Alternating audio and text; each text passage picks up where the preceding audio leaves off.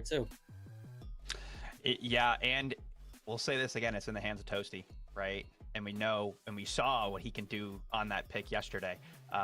We'll just have to check his computer after the game to see if he didn't turn his cheats on. But we'll cross that bridge when we get there. Greystone Narbash picked up from Chefs here. That is going to confirm that it looks like Sneaks is going to take that Bellica into the mid lane. Zihi is also a monster on Narbash. It's one of his favorite picks. I know that for a fact. So and we are going to see this Greystone. Most likely, I would assume it's going to go in the off lane. I think that Rebel Oasis really likes to play that Greystone. It offers a lot of safety in that lane because I know that the jungle of Chefs and really that mid lane aren't going to be going to the off lane a lot. They're going to be more focused on protecting Cold in that dual lane. Yeah, exactly like you said. Normally we would think, okay, where's this Greystone possibly going? Where is he going offlane or jungle? But we kind of know these players, you know? We know Rebel not only likes Greystone in the offlane, but Mav typically likes to give Rebel that Greystone picks where he can kind of pick like a Rampage or another jungler in this situation. But we see Steel has been picked up for the villain, so adding 3 scary front lines. Okay, so Chefs has to really get when you guys said protect the president, they really need to protect the president, because look at those three those 3 front lines there. I think what Chefs may need right here is possibly another frontliner alongside their ADC here in order to contend with that. Protect the president. Yeah, well, what we're seeing from villains is a lot of disengage, right? We're seeing Steel, we're seeing Richter, and even Chimera too. I mean, I know Chimera is primarily an offensive champion, but that ultimate does provide a lot of disengage as well when you see a Greystone jumping in or a Narbash ulting in with his Rifties or something like that, right? So all of these forms of CC are just going to protect Lakeinator a little bit more, help him get to that late game, get to that mid game where he can actually shine, right? I think this Zarus ban is actually pretty interesting. I think it's a good blind pick in that off lane. So maybe they're trying to force that Greystone into the jungle and into Mav's hands, but we'll see how that goes. Iggy and Scorch for the mid lane for villains. I really like this pick. Bri is very proficient on it. I think we saw it pretty much exclusively in his hands in scrims, and then we did see it, I think, once yesterday. So I think he has had some very good success on it, and I think it offers a lot of good team fight potential for villains. And Iggy and Scorch has been picked up for Bri, so that's probably what Villains is thinking. Like, let's just get Bri a character that provides some long range AoE, some dot damage in order to deal with the Belka for at least half the game. What a fading in. Oh my goodness, I see a Shinbi. Excuse me. All right, so that distracted me. So we're gonna see Shinbi for the Chefs. So we're taking a look at the PCC. So there's going to be a PCC watch party, which I recommend everyone take a look at PCC or Prime Championship Circuit on YouTube and Twitch. I still think we won't know until we see the first mid. I want to give out my like more commentated base on like picks and whatnot. It could be a combination of, we not only need a solid this is really interesting with, mobility, right? So it's a lot of damage over time on this team, a lot of CC. These guys are gonna have some monstrous DPS though. His best ADC. It's gonna. I'm curious to see what they're gonna take out for their. Kind of like curious to see what they're gonna take out for their jungle right now. I'm really hyped to see the Shinbi again. We've seen Sneaks yesterday pop off, but Murdoch's pretty solid, honestly. It may be Mav. You can peel him off. You can peel Shinbi off. Yeah, and to round out the villains comp, we do see the Murdoch come in. One of those I thought was going to be a lower priority pick for a lot of these teams, but we did see yesterday that it actually did come up in priority a little bit. Especially, we did see that Wraith and Twin Blast were also left up in a lot of these drafts that we saw, with Murdoch being picked up. I honestly am kind of biasing on villains. I think Lakeinator has really good positioning. The pressure of these guys. Villains pick it up here. It does have that. But it's gonna depend on Iggy. If Bri plays a solid Iggy, omnipresence over the map. So Really We good got pickup to round out the monstrous top level of spot. CC, Olin engaged. I Mr. mean, Meds, you let them kind make of a resin mentioned before the anything else. disengage that the villains will have, but what do you think about the team comp that the chefs have? What does their team fight How do I look like? vote? Yeah, well, I think like kind of like what I said earlier. I think they're looking to do a lot of skirmishes, right, in that early to mid game. What we're seeing is a lot of priority lanes that have very good push potential against what the villains have. You know, you got Shimby with her line tempo. You've got Twin Blast that can just ventilate the entire wave and just absolutely annihilate it and be able to get into that jungle. I assume that we're probably going to see this Greystone jungle. I think Shimby, that lock-in probably is going to make it go to the off lane. So I'm going to hopefully see Mav get active on the map, get into the jungle of Appy Picker, and hopefully create some chaos surrounding the other side of the map. Okay, ladies and gentlemen, game number 1 is ready. Sit back and relax. Spooky Mars in F6, take it away. Did they finish the game? Thank you again to the desk. Now, some of you may be able to sit back and relax, but I don't think either of these teams are feeling very comfortable just yet. Villains, looking like they got away with a really nice draft. There's a lot of tools we saw from them yesterday, coming back in their first match of the day. I want to see if I can Hopefully get for the them, live. not their last one.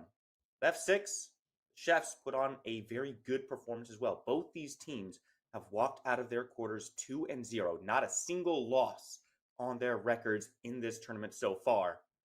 Who changes first is the question. It's going to be a tough one. But for me right now, Villains have won the draft, but we do know the Chefs, they can pull something out of their sleeve, and they might just be working with something that maybe none of us really knows about. So definitely excited to see how this turns around and see how they play with this roster that they've picked up in the draft. Oh, there, look at that. 2 invades. Already. Possible 2 invades. Like, my expectations were a little wrong. I was expecting Shinbi be piloted by Sneaks here in the mid lane, the Bellica solo, but not going to be what we're seeing here. Instead, just some aggressive positioning from both sides here. Look at the way the villains are grouping. Oh, they're wise to it, though. The Chefs are not about to let that one happen. It's a long trip through the jungle, and now a longer trip back to their lanes. So to resume our original starting they just had, positions. they just got vision on Villains blue. not They able want to that find out early blue aggression timer. they were looking for. Not at all, but they were able to get that deep ward over onto that blue side of the jungle. Meanwhile, Chefs were not able to get a deeper vision alongside, but they did get some vision inside their river, which is going to be good for them. But watch out for Villain with their Yeah, early see, so invade, both of them are especially starting Kai, red if they're buff, gonna so ward I that deep mean, on both as it should be. And I'm expecting quite a bit of aggression coming out from the jungle. I mean, we've seen a lot from Appy Picker this tournament.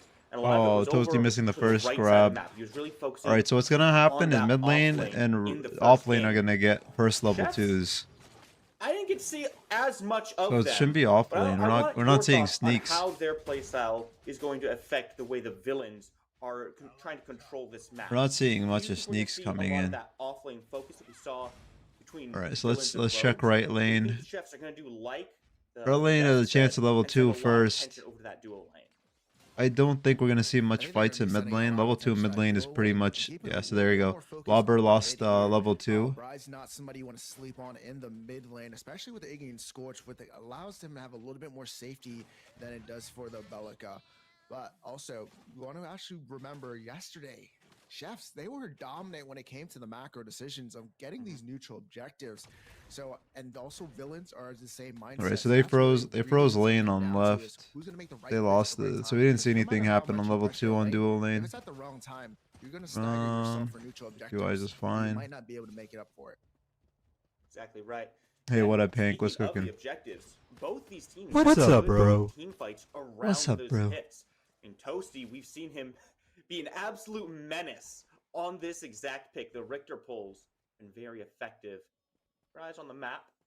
Appy is making a rotation over to this right side, looking to just try to A little bit of camp here, invade. but Ooh, couple Oasis yeah. Right now gonna he's gonna walk get straight into it. a little bit of trade. trade, Yeah, Appy's no just gonna skill take potential it. there just yet. This is a little bit Appy weird instead though. So wants to Appy just went for focus threes over when this in right reality now. you should expect the Now Greystone to over be on the there. steal, he's A all little the way bit of a back to wait the lane. time No waste help right coming there. from Appy. He's gonna have to bail out of this one, not commit to a fight. Oh, they're going for Cyan.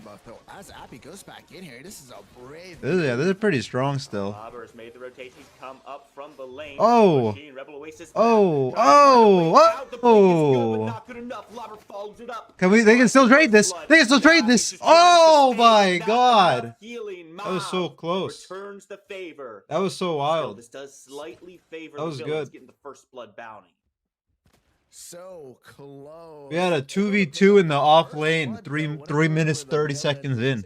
Huge, but definitely a bad sign there when Chimera goes down. He was really close to actually getting that a little bit more stacks on his passive, maybe a second or two on that ambush. And he Oh, I got some coffee and doing it a little close. Hey, I got some coffee. I got to return the monitor, but not donating anything. But that's good. I think that's always good. I do donate to like the, I think it's called boys and girls, like the boxes.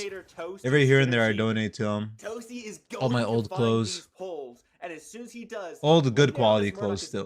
Clothes like that I am too fat to wear now. A little bit of a trade there. I don't think they're going to be doing too much there. But that's the danger. All right, so look at Fang. Fang's about to come up soon. I'm curious to see though if we're gonna see the Chimera attempt like a assault. Like how early is it gonna be? Who got the kills? I think Steel got the kill and Greystone got the kill. Kind of sucks it, I guess. Steel got it. Oh, close. All right. So what are their mana bars? So Toasty's low, Lakenator's half. I can't see Cold and Zeehees. But the thing is, Narbash can't do too much into a Richter. It's gonna be a pretty passive one. I'd love to be able to see. Let me quickly see if this is updated. Away from the Narbash, every single pull is just increasing their kill potential. Let me see if I can catch them on here. They're still in match. Doesn't popped up. Watch. Trying to heal that back up, especially after you run out of pots. But you see Mav over onto this offlane side again, and I think they got a lot of jungle buffs are up right now on Chef's side. So just trying to get this pressure out inside where Shinbi is. Blue team have aggressive jungle, and I like that. Blue team villains is it's Mav and not Lobber.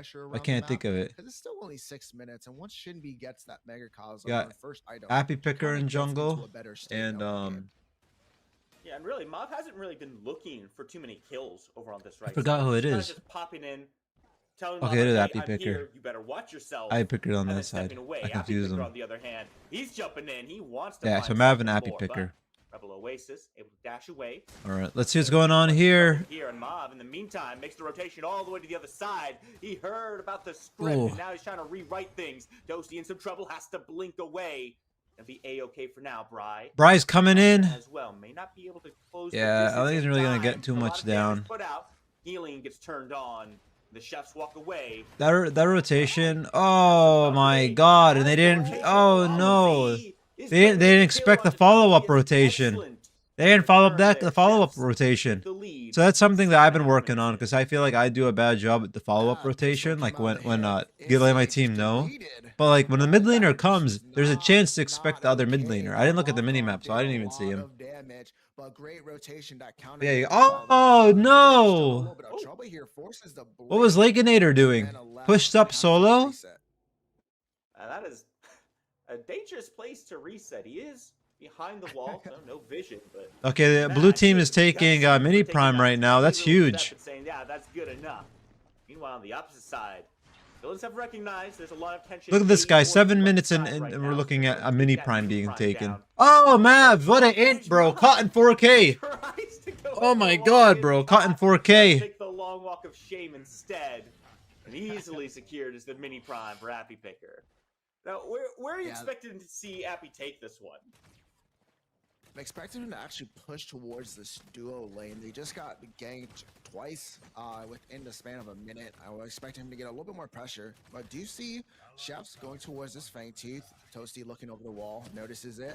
Might be able to answer it, but Kai on the far end of the map, so might not be able to get to it in time. Maybe on the way, Bry. Not going to let that one go quietly. The Chefs pull away, recognizing a few too many rotations coming their way. Yeah, I want to see what's going on here. Kai's not there. Still on twos. I don't think they have any idea. Play it smart. Back away. And try again a little bit later. We're still only 8 minutes into this game. We are very early on. Don't need to be rushing anything just yet. A lot of people still not hitting level 6, namely that duo lane.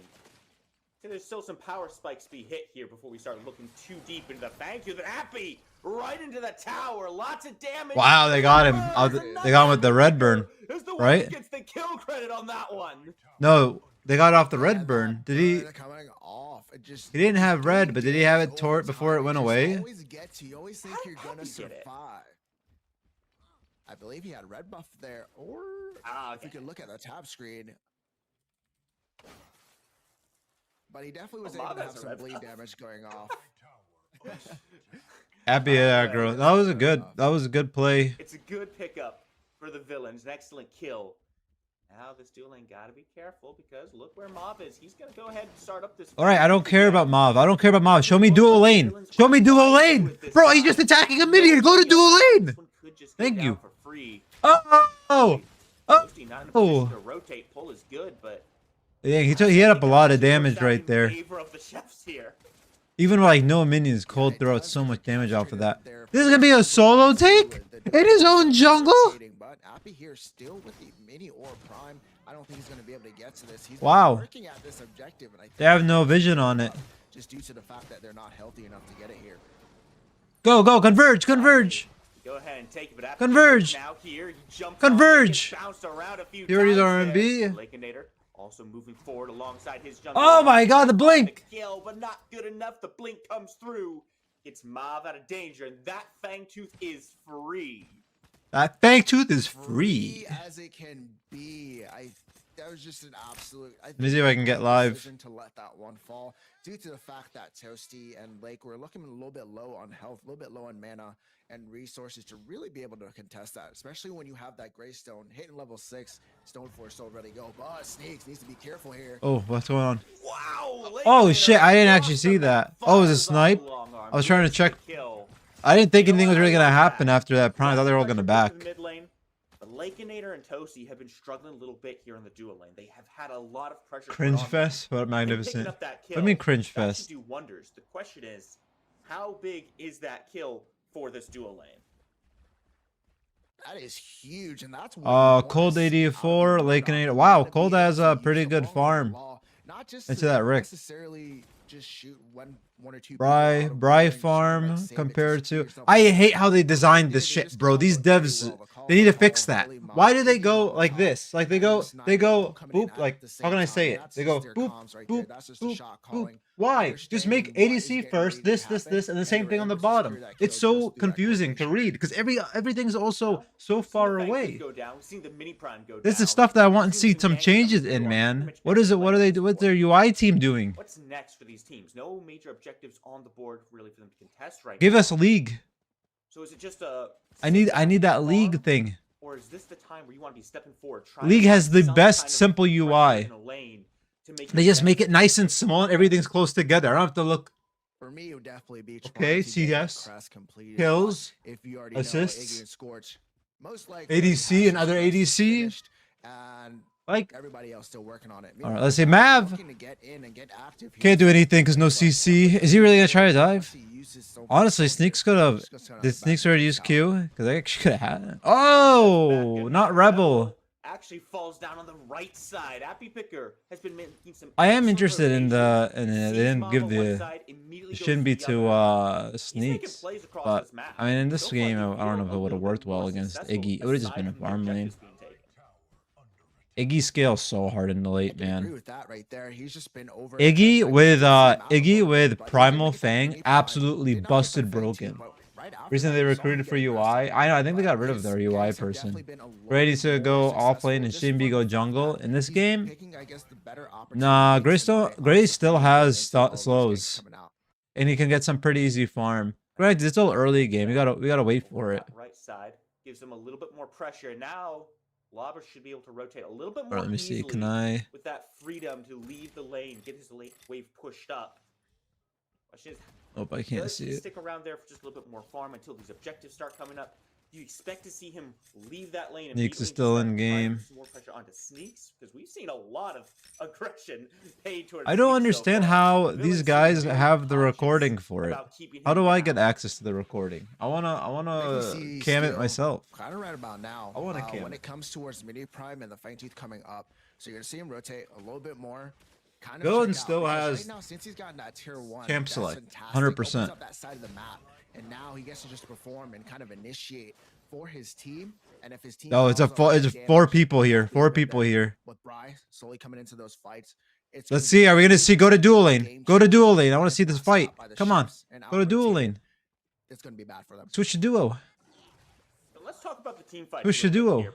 Mid lane's just a farm lane. Switch. Come on, go to duo. I need to see you poke.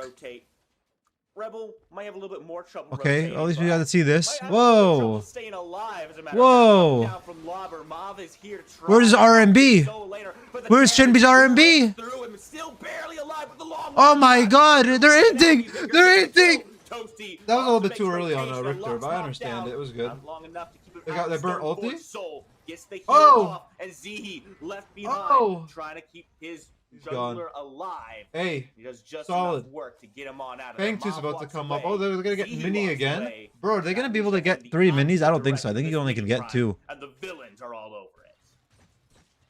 Great rotation. That was such a flawless, that was such a good gank. Can we go to duo lane, please, so I can see what's going on in duo? No? Alright, we'll just watch minions getting hit. Alright, so Murdoch's backing. They're probably going to reset. Look at that Fang. So we got 4 people. Look at Shinbi lost tower. She's going to go back to clear wave. But Fang's about to come up. This is going to be such a... This is huge. Oh my lord, dude. This is huge. They need to start it now. I can hear them in chat and blue team. Go, go, start it now. Shinbi's right. Shinbi's right. Kidding me? I got stuff to do over here, so. Oh my god, she's going for Cyan buff. She's not even gonna push directly to tower. That was a great understanding of the possibility of They're probably... happen, especially when these guys Orange did get it first, so... They know when there's somebody missing from a lane for even more than a second or two, they're definitely doing something that is they shouldn't be doing and probably coming back towards the lane. If Yeah, they were should healthy, they might have won. advantage You see here. Chimera No? going towards the Fangtooth, but Mav close by. He does have mini prime They have though, ward so there. it's not They don't have the any advantage wards going into done. this next No fight. Mavs there. But they know Mav's ult is down. Coming in as well. Oh, that's it. Mav is going down. See, guys, this is the thing. When a jungler is there, do not contest jungle. Never ever contest big. It's usually a bait. It's just a bait. That's all it is. It's 99% of the time. Usually, it should always be a bait if the jungler is there. If you know the jungler isn't there, you take it. If the jungler is in the area, and you know that it's gonna have a team, you just trade off and go for the jungler. Done. It was solid. It was a great trading. It was nice. They're cooking. He's just been very aggressive, been everywhere he needs to be, and Toasty coming in as a, kind of like a second jungler is what I think the support is when it roams around the map. But as they look towards this duo lane here one more time. Oh. Comes in, hits 2, but he's able to jump on out. Appy doesn't have the damage right away. Yes, dude, look at that. Yellow has Chefs has all their jungle camps up. God dang, it's so much CS waiting there. What are they doing? They're pushing. This isn't that bad though. This is good. If they can get tower off this. I would be confident too, especially with being up on. All right, now he has to go back and power farm though. There's nothing else on the map to aim for right now. The map is pretty even, and the neutral objective win game is there. And villain. Yeah, there's nothing on the map. It's gonna be a farm lane now. So now we're gonna see him go into just a hard clear. And slowly increase and slowly get themselves into a bigger lead. As long as they don't make any huge mistakes, as long as they don't overcommit to a decision that it might not be so well in their favor, I think they can just get themselves into this mid to end game spot where they just kind of win this. Well, this is something we saw yesterday as well when the villains were. What is Shinbi's build? Does she go Orb of Growth? I think Orb of Growth is actually necessary on Shinbi right now. Very desperate to just see the villains make. I think you're trolling if you don't go Orb of Growth. She has near 0 sustain. Are a clean team. They're clinical. They don't over aggress. They don't make those mistakes. Let me see. Can I They're stream very this now patient myself? and disciplined. So Oh, they're still in if chefs match. are in this position, it has to be a little bit worrisome for them. And you have to start thinking, what can we proactively do to stop the villains from getting any farther ahead? What can we do to pull this lead back? Oh, what's going on here? What's going on A here? little bit more pressure around the map. Oh, they're not As the getting rest of the team steal. groups up in force and just Oh, pushing Chimera up is just to taking opposite jungle. side, creating essentially a big decision that has to be made. Oh my god, they're gonna dive him. Go to left lane! Do I stop Go to left! Shinbi from split pushing? But Dunzo! That's it. There's your answer right That's there. huge. AC, This is huge. This is literally tier 2 even. go ahead and There is a dive in chance on of the tier 2. outside. Take out Twin Blast. Orange team have scary support. Tower for a tower trade there. It was Who's like a Zihi? nice trade for the chefs if they were able to just get that tower. I don't think that's a. I don't think that's gonna be a problem at all. Span of time. The villains. I've said it before. F6. They don't give anything for free. no, they do not. And as they're going to be taken out now in mid tier There. 1, opening up the Yeah, right now, Villain has such a hard. right there. Oh, they're They scaling just so evaporated on the fucking chef hard side. right now, They man. spent 4 over on the opposite side of the map where Shinbi was split pushing. And Look at that, bro. that's Two what they blue wanted. side, Leave all them camps to are still up. leave the Opposite Shinbi what you by said, herself. Is it bugged? I- Did he I just need skip you to red? go answer Did he that just gank skip or red that buff? gank coming towards your doom. Is he giving it The Twin Blast is to a key Carry? It part, was in and other side of the just map. being on the Twin Blast is going to be a key part in your team fight, especially when it What is comes going to on in here? The next big when it goes towards this big prime. So not being there for him, going to where the Shinbi is not the Their ideal jungle, route you wanna make as Chefs. Chef's jungle is really behind. Coming out of the What gate, a Majesty trying to did the make a statement semifinals. here. Yeah, I think that's what they are, right? 4 teams left. But it's looking pretty good so far. Yeah, Now semifinals. it's Zihi and Cole switching over to the We're right side. we're Trying to find doing some farms. analysis. It feels like the chefs are in a point where they're Their jungle, their man. wheels Orange team jungle is and just trying not to being stay cleared afloat fast right enough. now. They're looking for any It's farms staying. they can get. See, like, look, you're getting The blue proactive team. Blue plays team, they're sharing aren't really jungle. working out. They try to overload. They But pay yeah, for yellow versus orange side. team has had so Is much it a time on the question of jungle. getting more vision down? Is it just recognizing what the villains will do in response to you?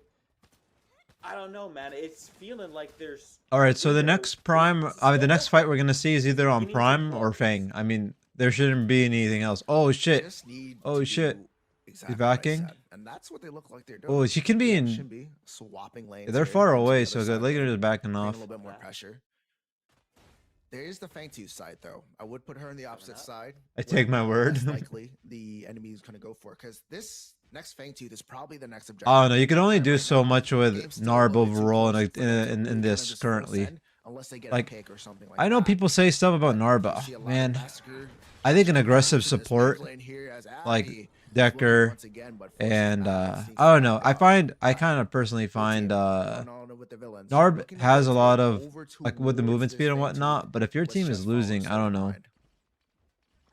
This is a big Or let's see what Fangtooth we're cooking here. moving villains. I'm They iffy with come Narb for it. They've because got I think there's Zihi just a there. lot of support that put a lot of Right pressure. through just about every Oh yeah, I was gonna say Elmar. they're gonna feast. That's Oh no, making Toasty that missed point it. is Mob already taking a Toasty lot missed of it. damage. Oh my god, the Goes on, CC and chain! Stewart comes out, doesn't quite connect to the Oh base. my god, an Orvash ulti! Knock up on three, They're though. Grace was Mob distracting them! burns the Stone Forge Soul, keeps himself Oh my god, healthy. Sneak's taking the sun out of the Richter! The fight.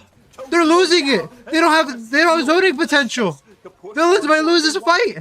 Mav is almost dead! The snipe missed! Just the one. Lakenator burns the ultimate as well. Oh my Doesn't god! find anybody The on that comeback one. is real! That's a fight in favor of the chefs. Excellent turnaround.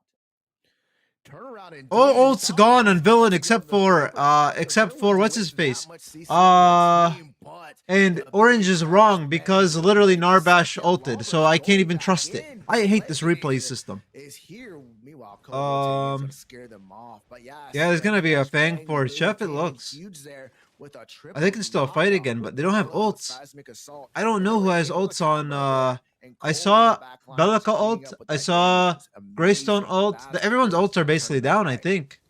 I didn't see Twin Blast ult, but it's kind of useless. Still in the area.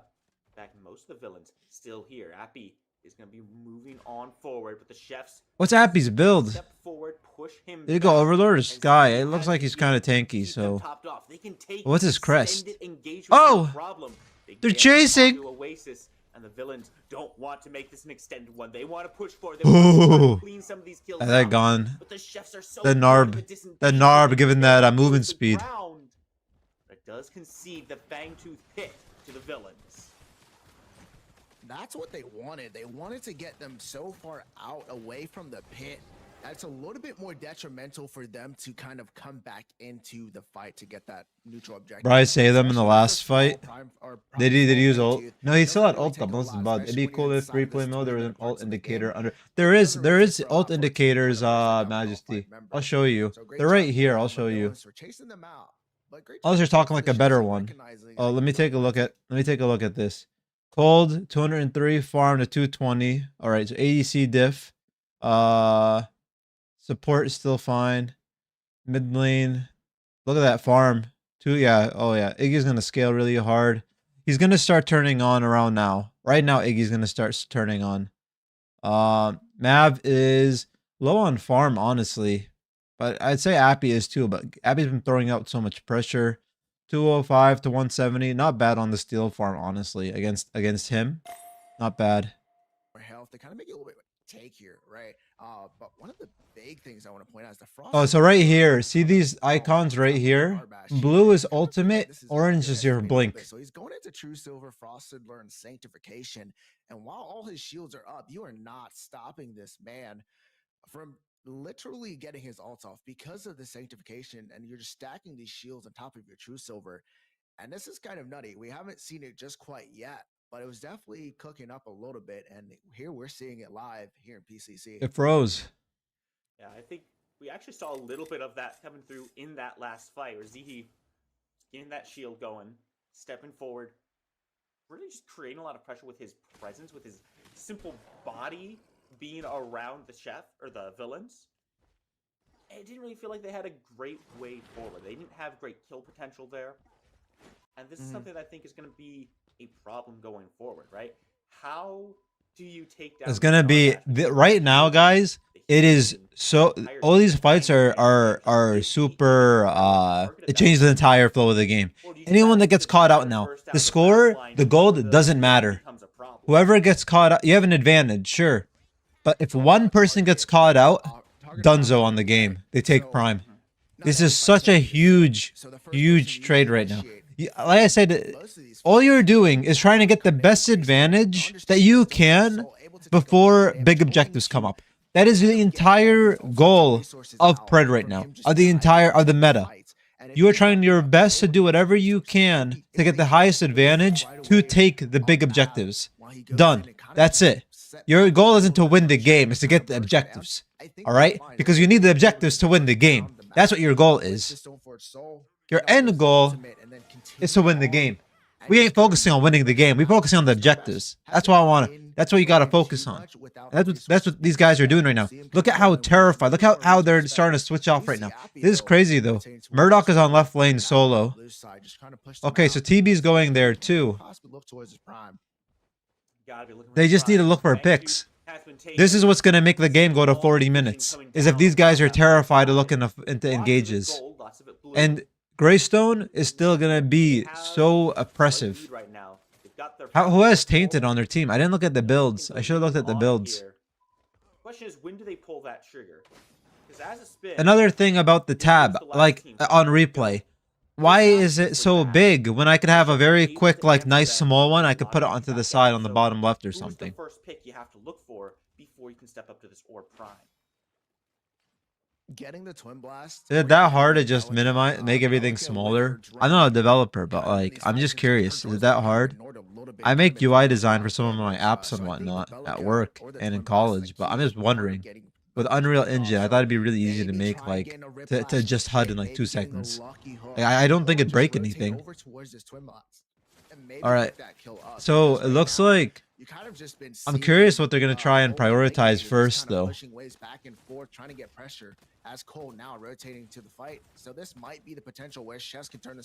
Alright, so we're seeing a 5-man stack in mid from Chefs right now. I'm sorry, Cold is actually coming back to the lane. He steps out, goes back in. So Cold went back. Bro, if Villains is able to catch someone off right now, holy moly. far, it doesn't look like either team is feeling confident. No, see, yeah, I told you they're terrified. They're terrified. Chefs have tons of vision out. Both teams in their head are going, we scale late. We scale late. Both teams are saying that right now. Just, you know, delay it, we'll scale late. We scale late. So they're not making an aggressive play. I would be worried about Chef if they keep scaling just due to Greystone. After that fight that I just saw that happened on the left side of mid lane next to the river buff, after that fight, man, I would be scared. I would be scared as villains. Wow, they're getting Primordial. Look over on the mini. Oh, they were prime. They're kind of trying to trade this, but if they're able to get this Primordial is bigger. Oh my god. This might be in the favor of the villains. What's the HP, Devs? Throw the HP on top of Prime. Why is it so hard? Delay it. Barber's is delaying it. Barber's delaying it. Mav is dead. Oh my god. Oh my god. I think the Chef's got it. The Chef's got it. But can they clean up? Like they're taking it out. Two of them are low. Are they gonna run it down? Toasty dying, but is it enough for a delay? Happy and Brian Lakener, they're full HP. Oh my god, a 2-for-1. They got Prime. Primal is bigger than Prime, but they both have one thing. Prime is gonna last longer than Primal. Primal is stronger than Prime. Why the fuck did they name it? Why did they name it? Why did they name it nearly the same name? Oh, it's so much fun to say Prime and Primal, bro. Now, what they don't have is the map. They got Chicken Buff. They got Big Chicken Buff, and Big Chicken Buff is stronger than Prime Buff, but Prime Buff lasts longer, especially when you have one Fang Tooth. This is big. That's big though. So let's see. They have the defense mechanic. So if they just don't int, they're solid. But Primal goes through the armor bonuses that Prime gives you because it's true damage, right? Get a little bit of siege going on and try and outpoke the enemy team with the orb. Also, let me know if the audio is fine. Like, let me know if the audio, if you want it louder on the game stream, or you want me to be quieter. Let me know. Chefs, now with the orb prime, I'm stepping forward a little bit. I'm expecting them much the same as you. A reset and a regroup from the villain. So seeing this right here, Greystone's being a little pushed up. Can Shinbi? Nah, Shinbi can't beat Steel now. Do you like the objectives are such a massive part of winning, or do you think they should be dialed back? I like the Majesty. The issue that I have with objectives, though, is there's only one entrance, and it's very biased, and you can't see HP. They tried to do the League of Legends design, but instead, they got rid of everything that League is known for making objective fights fun and enjoyable to watch and to do. You do not give... How many people are able to shoot through walls in this game compared to League of Legends? In League of Legends, 90% of your abilities go through walls and stuff. You can't do that here. That's my problem with what they did. They need to show HP bars when I put a ward in there, and the HP bar should be above the minion, right? And above the big buff, and there should be an actual second exit, or the pit needs to be turned 90 degrees. I want the game to be fun. I don't want the game to be, oh, we're gonna mathematically put this and that, bias that and that and that, because I think that's kind of bullshit. I'm a fan of the objectives being in such control, right? But I agree with you. It's kind of bullshit, right? Because then you just have to pick characters that are going to scale into it, at least for competitive play. But that's how competitive play is done. Competitive play in League of Legends, there's only 20, 30 heroes that you can pick because of their design, right? And so it starts to feel like you're putting everything into relying on one fight. So it's tough. But like I said, we need an actual balanced matchmaking, in my opinion, to really decide on it. Because it's enjoyable to see it, but then yeah, like you have to now pick certain characters that bias that. Maybe you could also try and win the game before objectives get big. But trust me, when you get into higher MMR lobbies, you're playing for objectives. In any small mistake, and that's what I say is the difference between high level play and low level play. High level play, everyone plays well. It's all about who catches the most mistakes the enemy team is doing right now. So right now, right, Toasty doesn't have his grab for like 9 seconds. Can they punish that? That was a mistake, right? But how can I punish that? Not much. You can't really punish that. I think Richter's kit's a little bit broken and too oppressive with his ultimate. So, The Chefs you know, gonna you're walk trying to to find the you? mistakes, I like don't think so. That's out of exactly what position they're trying to mistakes, avoid. ult mistakes, Dodging the location Red Flash. mistake. Like right now, we're So, seeing nothing Lakenator pushed ventured, up. nothing He has gained, 3 and people right now. if you manage Low, to get Greystone's some losses alone. here, Greystone's Villains alone should and be left. very comfortable Greystone's alone at left. Does looking to Chimera move have up vision on mid? around this primal once again. Try to get another one under their belts. As Do it they have vision falls on here mid? very They have soon. vision on the Shinbi. And this is something here that they're going to be in a problem with. This is going to be a Shinbi trade right spotted here. onto the Yeah, offense. Shinbi got a This is gonna split be push. trigger Are they going to look at a for the trade right Villains to here? make a move on somebody somewhere, because now they have the numbers advantage. They might lose an inhib. They might lose one of these towers. Oh my lord, man. This is going to be Get this wild. objective, they This can is going to be easily wild, ladies and put gentlemen. the pressure back. Tower goes down.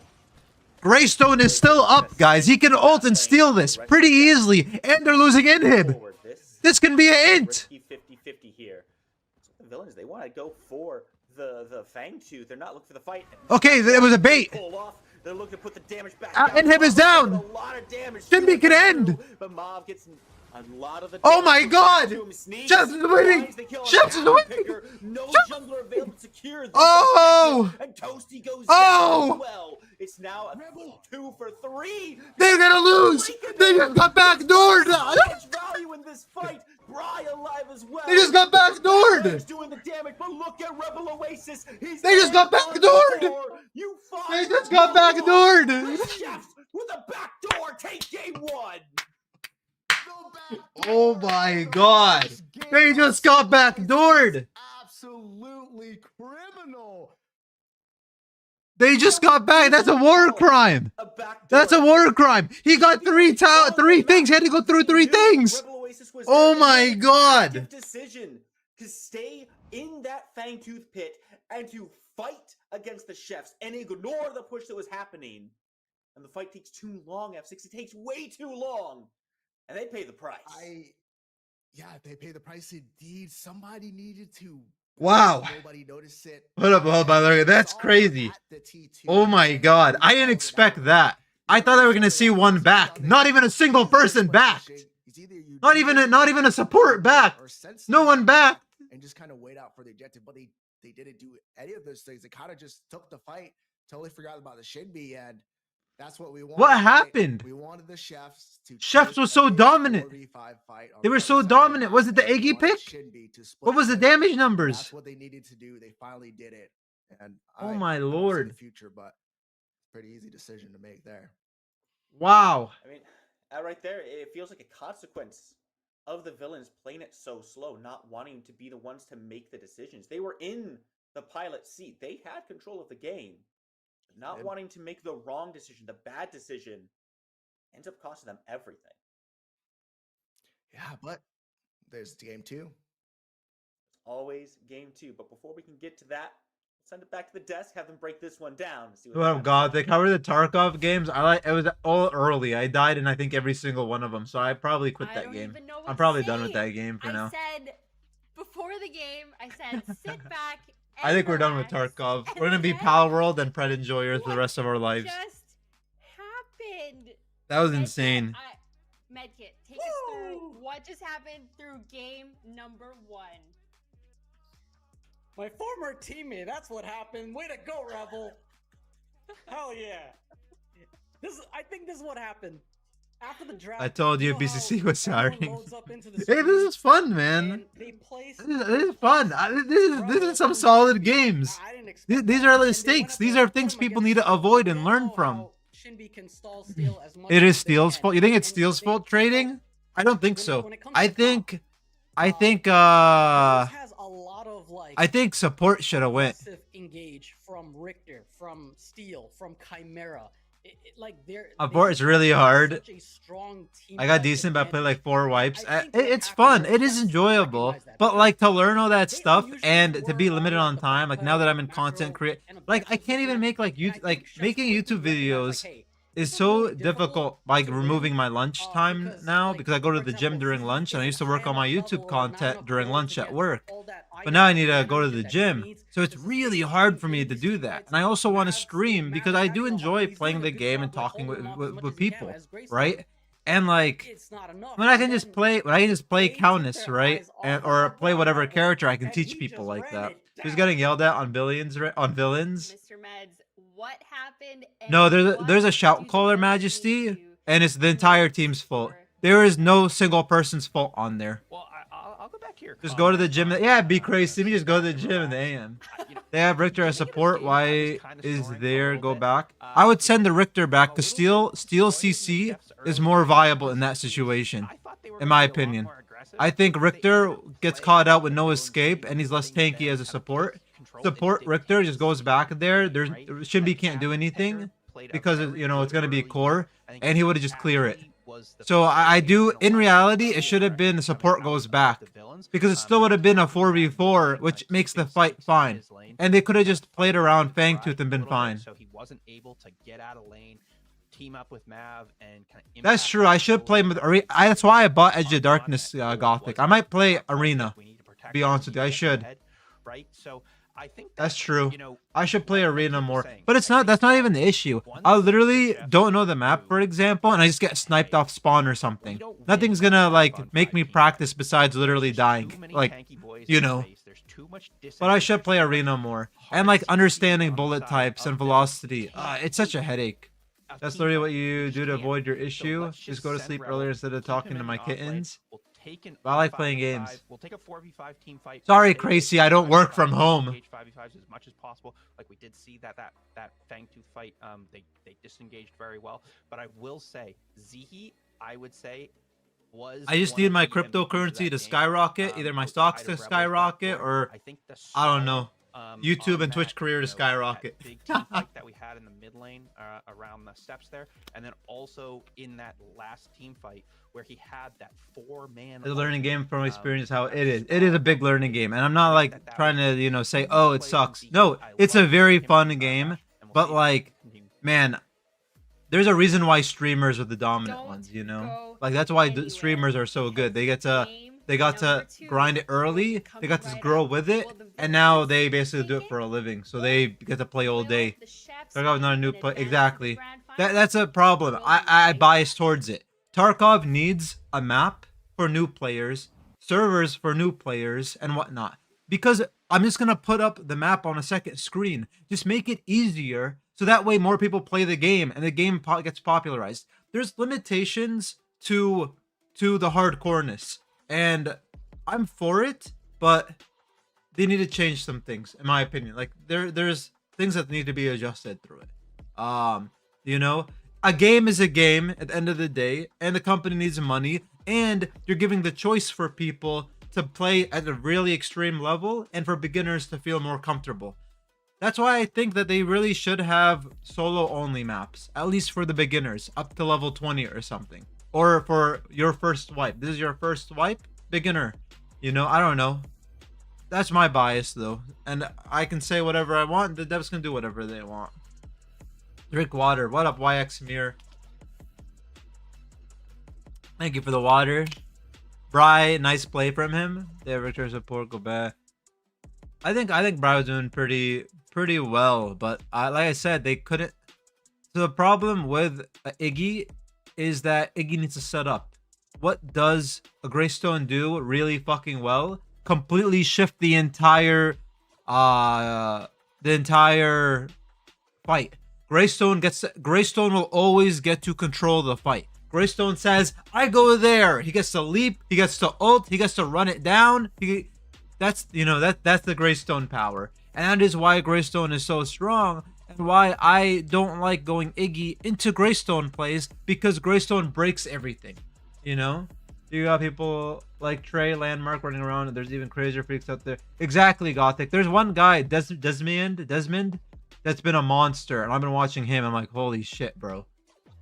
What up, Abbott? What's cooking, baby? Being a shout caller sounds cool and terrifying. People need to understand that it is being a shout caller is very important, but you can't blame a shout caller because it's a very hard job.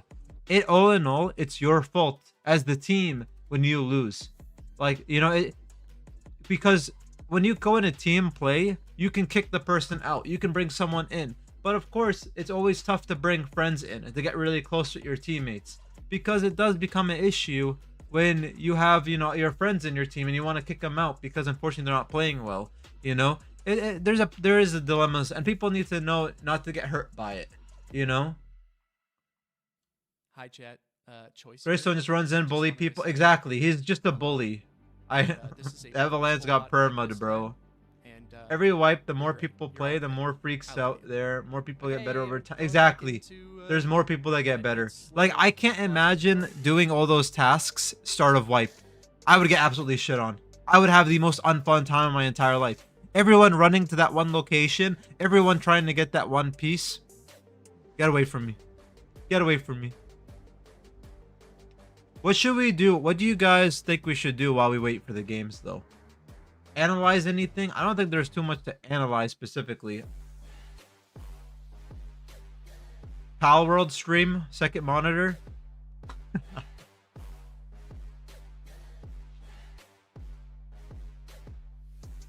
Imagine doing those tasks. That's what I'm saying, Thick. Imagine that. Yeah, that sounds terrible. I don't like replayability in games like that, personally.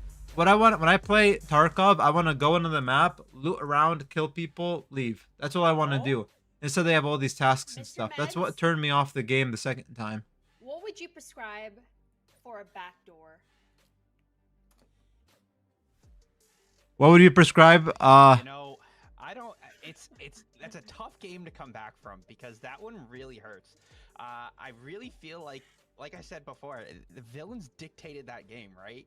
They dictated that game, and they just kind of maybe flubbed a little bit in the late game just to say like, oh, we needed to send one person back, but we did see chefs try to disrupt a lot of that, but I think they needed to realize that and kind of send somebody back a little bit earlier. But we have the stethoscopes out. My heart's pounding. I'm ready for a game 2. I needed to make sure that I wasn't dreaming, so I needed to pinch myself. I'm really. Is this just finals? I missed the last few hours of the day. This is semi-finals, Pump House. We're gonna watch them all. We're gonna watch them all, baby. They're trying to fix the issue they plan on having a campaign at full release. Are they? I hope so, Thick. They're probably like a 2 year from full. It's maybe that's when I'll really get into it. I'm not liking how I'm not even lying to you, Gothic. I literally think 90% of my deaths have been getting shot in the head. Obey, do you think every character is viable competitive play if played well? Chefs took it and they won. They only have to win this second game in order for them to advance into the grand finals. What do they have to do? Like you through with the two. Let me go through this. Shouldn't be viable. Shouldn't be viable. Mr. Meds, take it away. Yeah, well, seeing the Severog and, hearing Medkit's comment about salt on the wound, are we gonna get a salt? Shouldn't be viable. Has escaped, but her ultimate's really useless. She's just a W key, which any other ADC fills that. Last game, I honestly think Rux is on the shouldn't be viable side because when he fights, he needs to ramp up. And if you stun him, he loses his ramp up. That they did take off the board. We'll see if they opt to go in for that again. I hate this bitch. I'm not commenting on her. Looks like we're having a little bit of a salty run back. We'll see. This guy can be pretty wild. We don't see him yet. Is this deja vu? What am I'm a little bit iffy on Zarus personally. I just don't think Zarus is that great. Okay. And once again, he's similar. He's similar to Grux, where like his ultimate is strong and it locks people down. But what I see issues with on Zarus is people will use his ultimate and then they're out of position and they get fucked. And it's very dependent on the team comp. And I think that there is a big difference in teams for majority of teams. These 4 teams that we're looking at, I think are some of the best players. Those 4 teams, those 20 players are some of the best players where I would say they're better.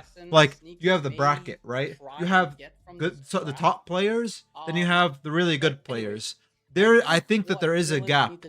I think overall there is a gap with a lot of like knowledge. The macroing. And I think that's where the gap is. And that's kind of why I say like Zarus and Grux, especially Zarus, can really get himself out of position.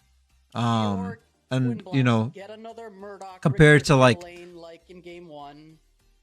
So that's why I say with Zarus, Morgish, not viable. Although, I'm iffy with Morgish. I think she can actually be pretty strong, because no one fucking ganks mid lanes. No one ganks mid lanes. You have enough peel, Morgish outputs so much single target damage. The dilemma with Morgish, though, is that getting to the ADC is going to be really hard. Salty run back, and Seraph shouldn't be viable. Sparrow at phase is doable. I think there's a lot of... I think Sparrow should be played more personally. From how I'm seeing games played. So who'd I label? Like 6 to 5 people? Not viable? That's just what I think. From playing in the scrims and seeing how people play. The Mega nerf hurt Morgie bad? Really? I don't think so. Late game, when you have bonus HP on the tanks and you're basically playing front to back, I think it doesn't hurt her that much.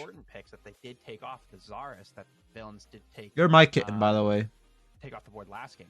So we'll probably see maybe Chefs. I know Rebel likes to play the Zarus.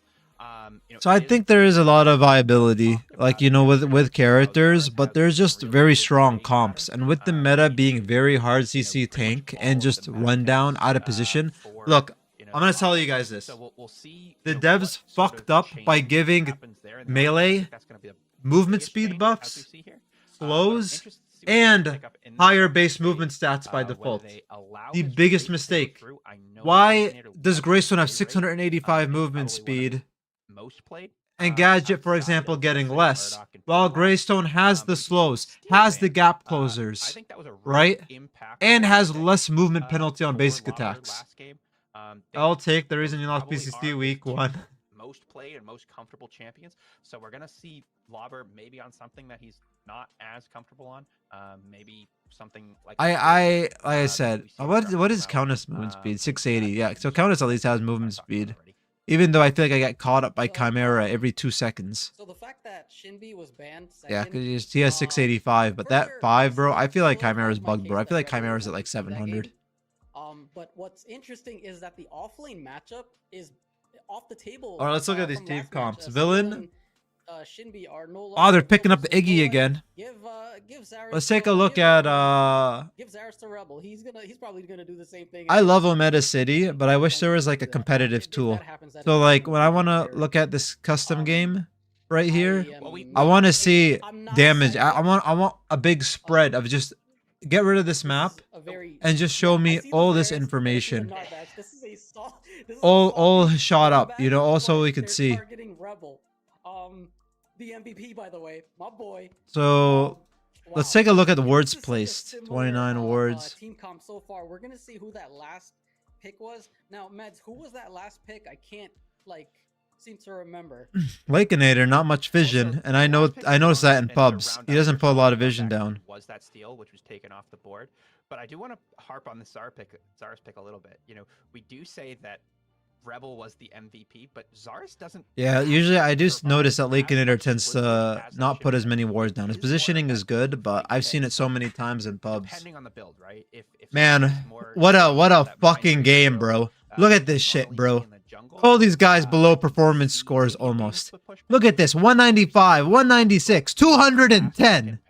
You know, I think Zarus is somewhat good into Grux in those early levels. The trading pattern is good with that. He did 20,000 damage, but he scales up. Like, so a lot of people will say, oh, you should always have like 1,000 damage per minute. That's not true. Just like CS, you scale up. But we do see that these teams. Look at Papaya wards place. You got 2 average. Get out of here.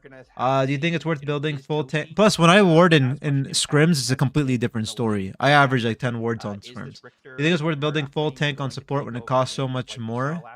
It all depends. In pubs, you should be going damage supports. In or like hard CC. But in reality, you should be looking at like doing whatever you can to win, to 1v9 as a support. Next to that, going full tank, if you're in high tier play, you're playing for what you think is going to counter them. They have a lot of healing, you look into that. Cap, dot, look at my customs. For like the second time in a row, but I think if we look at it, the biggest change is in the offlane, and this time, like, instead of Steel, who provides like 3 3 or Oops, 5 or wrong one. 9 crowd control abilities. We have Grux who provides maybe like So we 3 or got 4 crowd Chimera, control Richter, abilities instead. Iggy, Murdoch, So I think Grux. Look team at that. fight They're is taking the still Grux kind out. of like dangerous and deadly coming from villains, and the Zarus, I don't think can close that gap when it comes to team fight. That's kind of interesting though. They went Grux and the Zarus. What chefs are really good at is adapting like really quickly. So we might see better overall macro and possibly better team fights in game 2. And you guys, Man, this is an interesting they already comp. won a game. It's villains that are on the back foot this time. Yep. So if the chefs win this game, that takes villains out and they will no longer be able to play in the grand finals. Chefs will move forward. What's going to happen now? Man, these guys need to keep a fight. Without further ado, game number 2. F6 and Spooky. This is going to be a game. This is going to be a game. I'm surprised we didn't see a Greystone ban, to be honest with you. Greystone was 100% one of the reasons they lost that game. There's some talk. 100%. Greystone was the reason they lost that game. And you know, I think we should weigh in on that. I mean, of course they lost it due to what's it called, but Greystone was so oppressive in those fights. He split everything up. What are you thinking? Oh. F6 doesn't want to talk to me right now, which is probably a result of the puns I dropped in chat. That's probably my own fault. It's definitely your fault, 100%. But definitely the map awareness getting there a little bit more. But we do see the 5v5 coming out early side that red side jungle, able to get some ward off on the villains.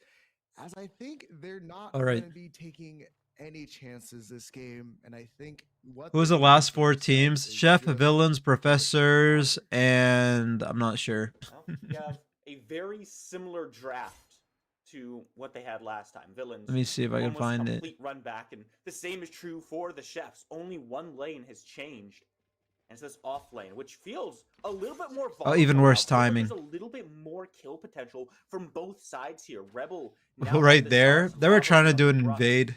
They were just trying to see invade and get vision down. Looked at each other and did their own thing and walked away. It's definitely going to be a little bit more aggressive.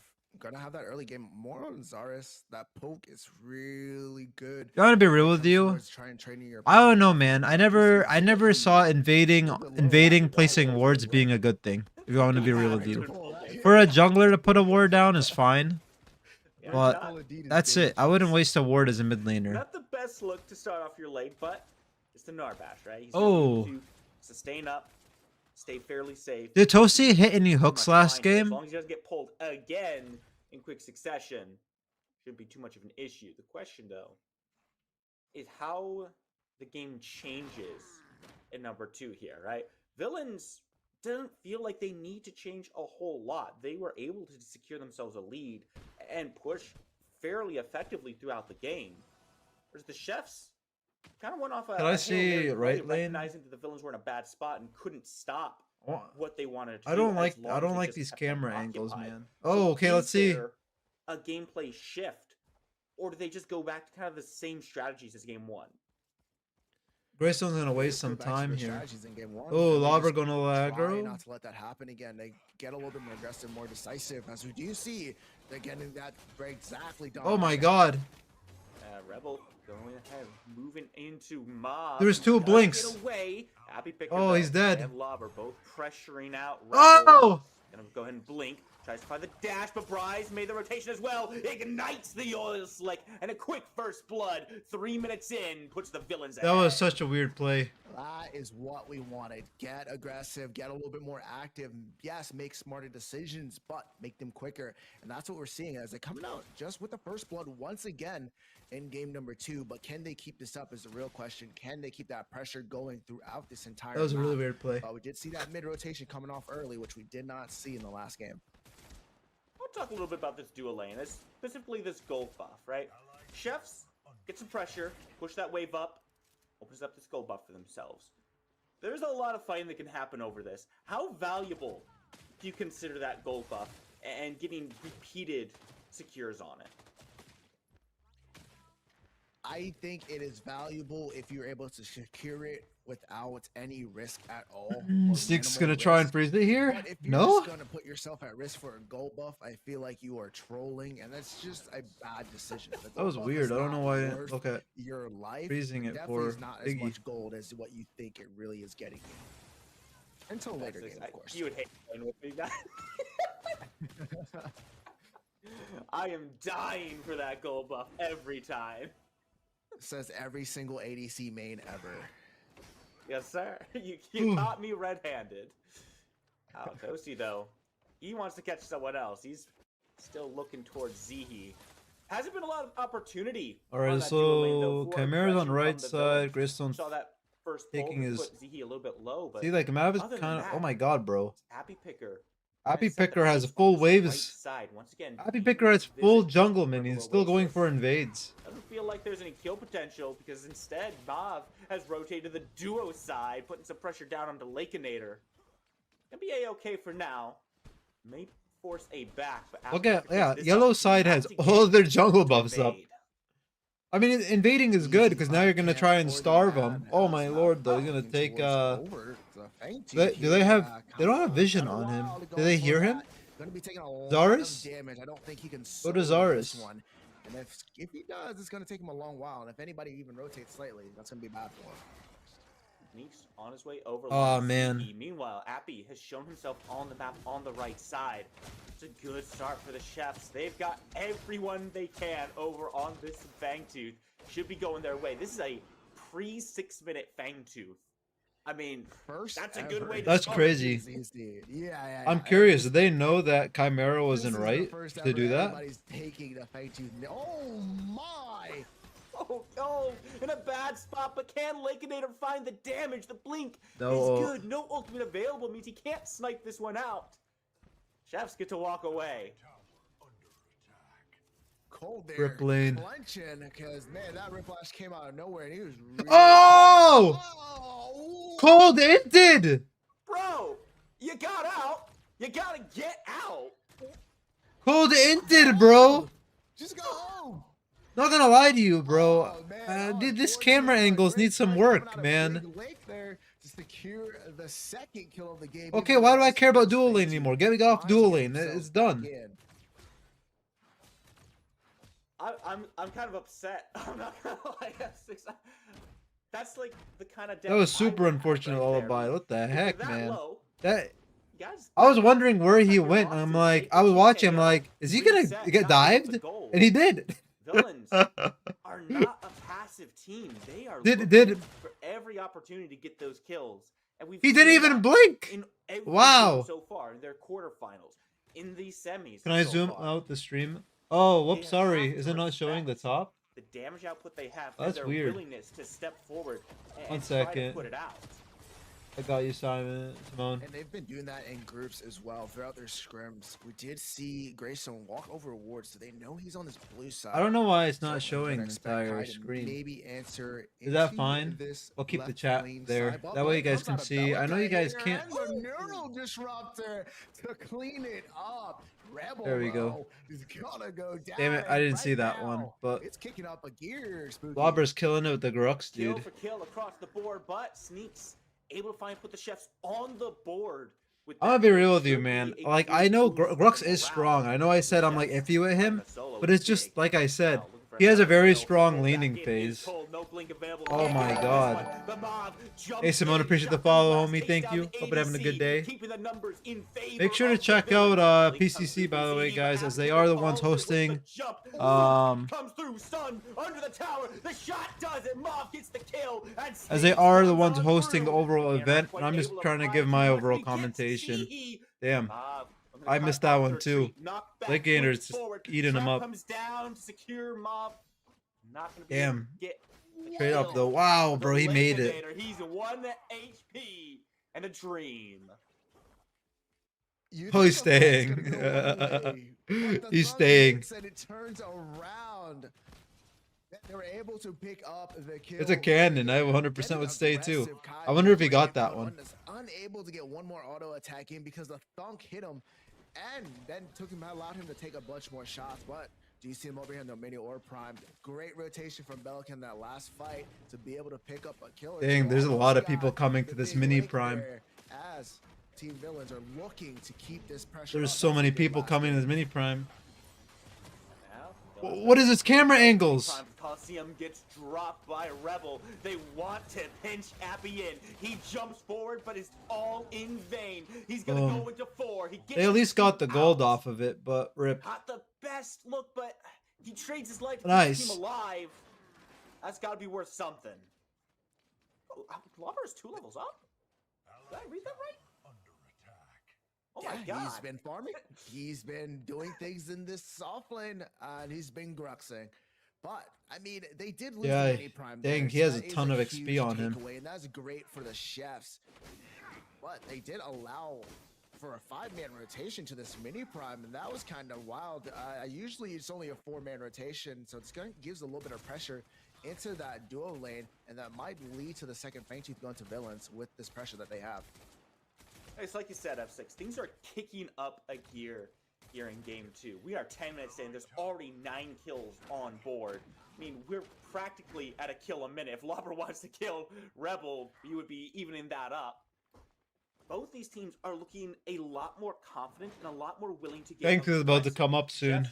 Let's see how they set up for this. It's only natural that they I wonder if they're gonna let Grux come. The Villains completely He has a lead. If he leaves though, by the ooh, deficit. no, he's not gonna get tower. He gets Cyan buff. This is for at least getting the cash prize. This is the game that you want to make sure you get into, right? Out of anything, you want to be able to at least say you made it to the finals. Nonetheless, win the PCC 6, right? So this is all on the line for them going in, because if they don't even get past this, there's nothing else to talk about. So that's what you're seeing here. So you're seeing them like, hey, we have to make sure we put our best foot effort on the side of Villains here. They can't lose. Chefs, on the other hand, is like, we can't let them get another win and slowly start to maybe shift the momentum, as we do see a Fangtooth fight gonna happen. All 5v4 here coming across Zaris in the offense. Toasty. Oh, with the ult, they took it. But good God, the damage is insane coming out. The Villains are getting shredded. Brian's gonna throw damage out, bro. Oh, Brian's gonna get it. Oh my God, that was solid. That was such a fuck Fangtooth. They cooked off of that. They still got some. I was a little bit late on the engage though. Damn, I want to go back in time. Over to this fight, help out his team, and he was Groxin, and Iggy's turrets were doing its thing, and they were flame broiling them back down after they. I want to see if I can go back in time. They are. Man, it's a tough win, but it's a win nonetheless for Villains. You give up a couple kills, which is secure yourself an objective. You get more out of it. How far behind is this? The chefs. It's be a good comeback point. About 20 for seconds the Villains. behind. It looked like they were starting to let things slip away from them at that Fangtooth.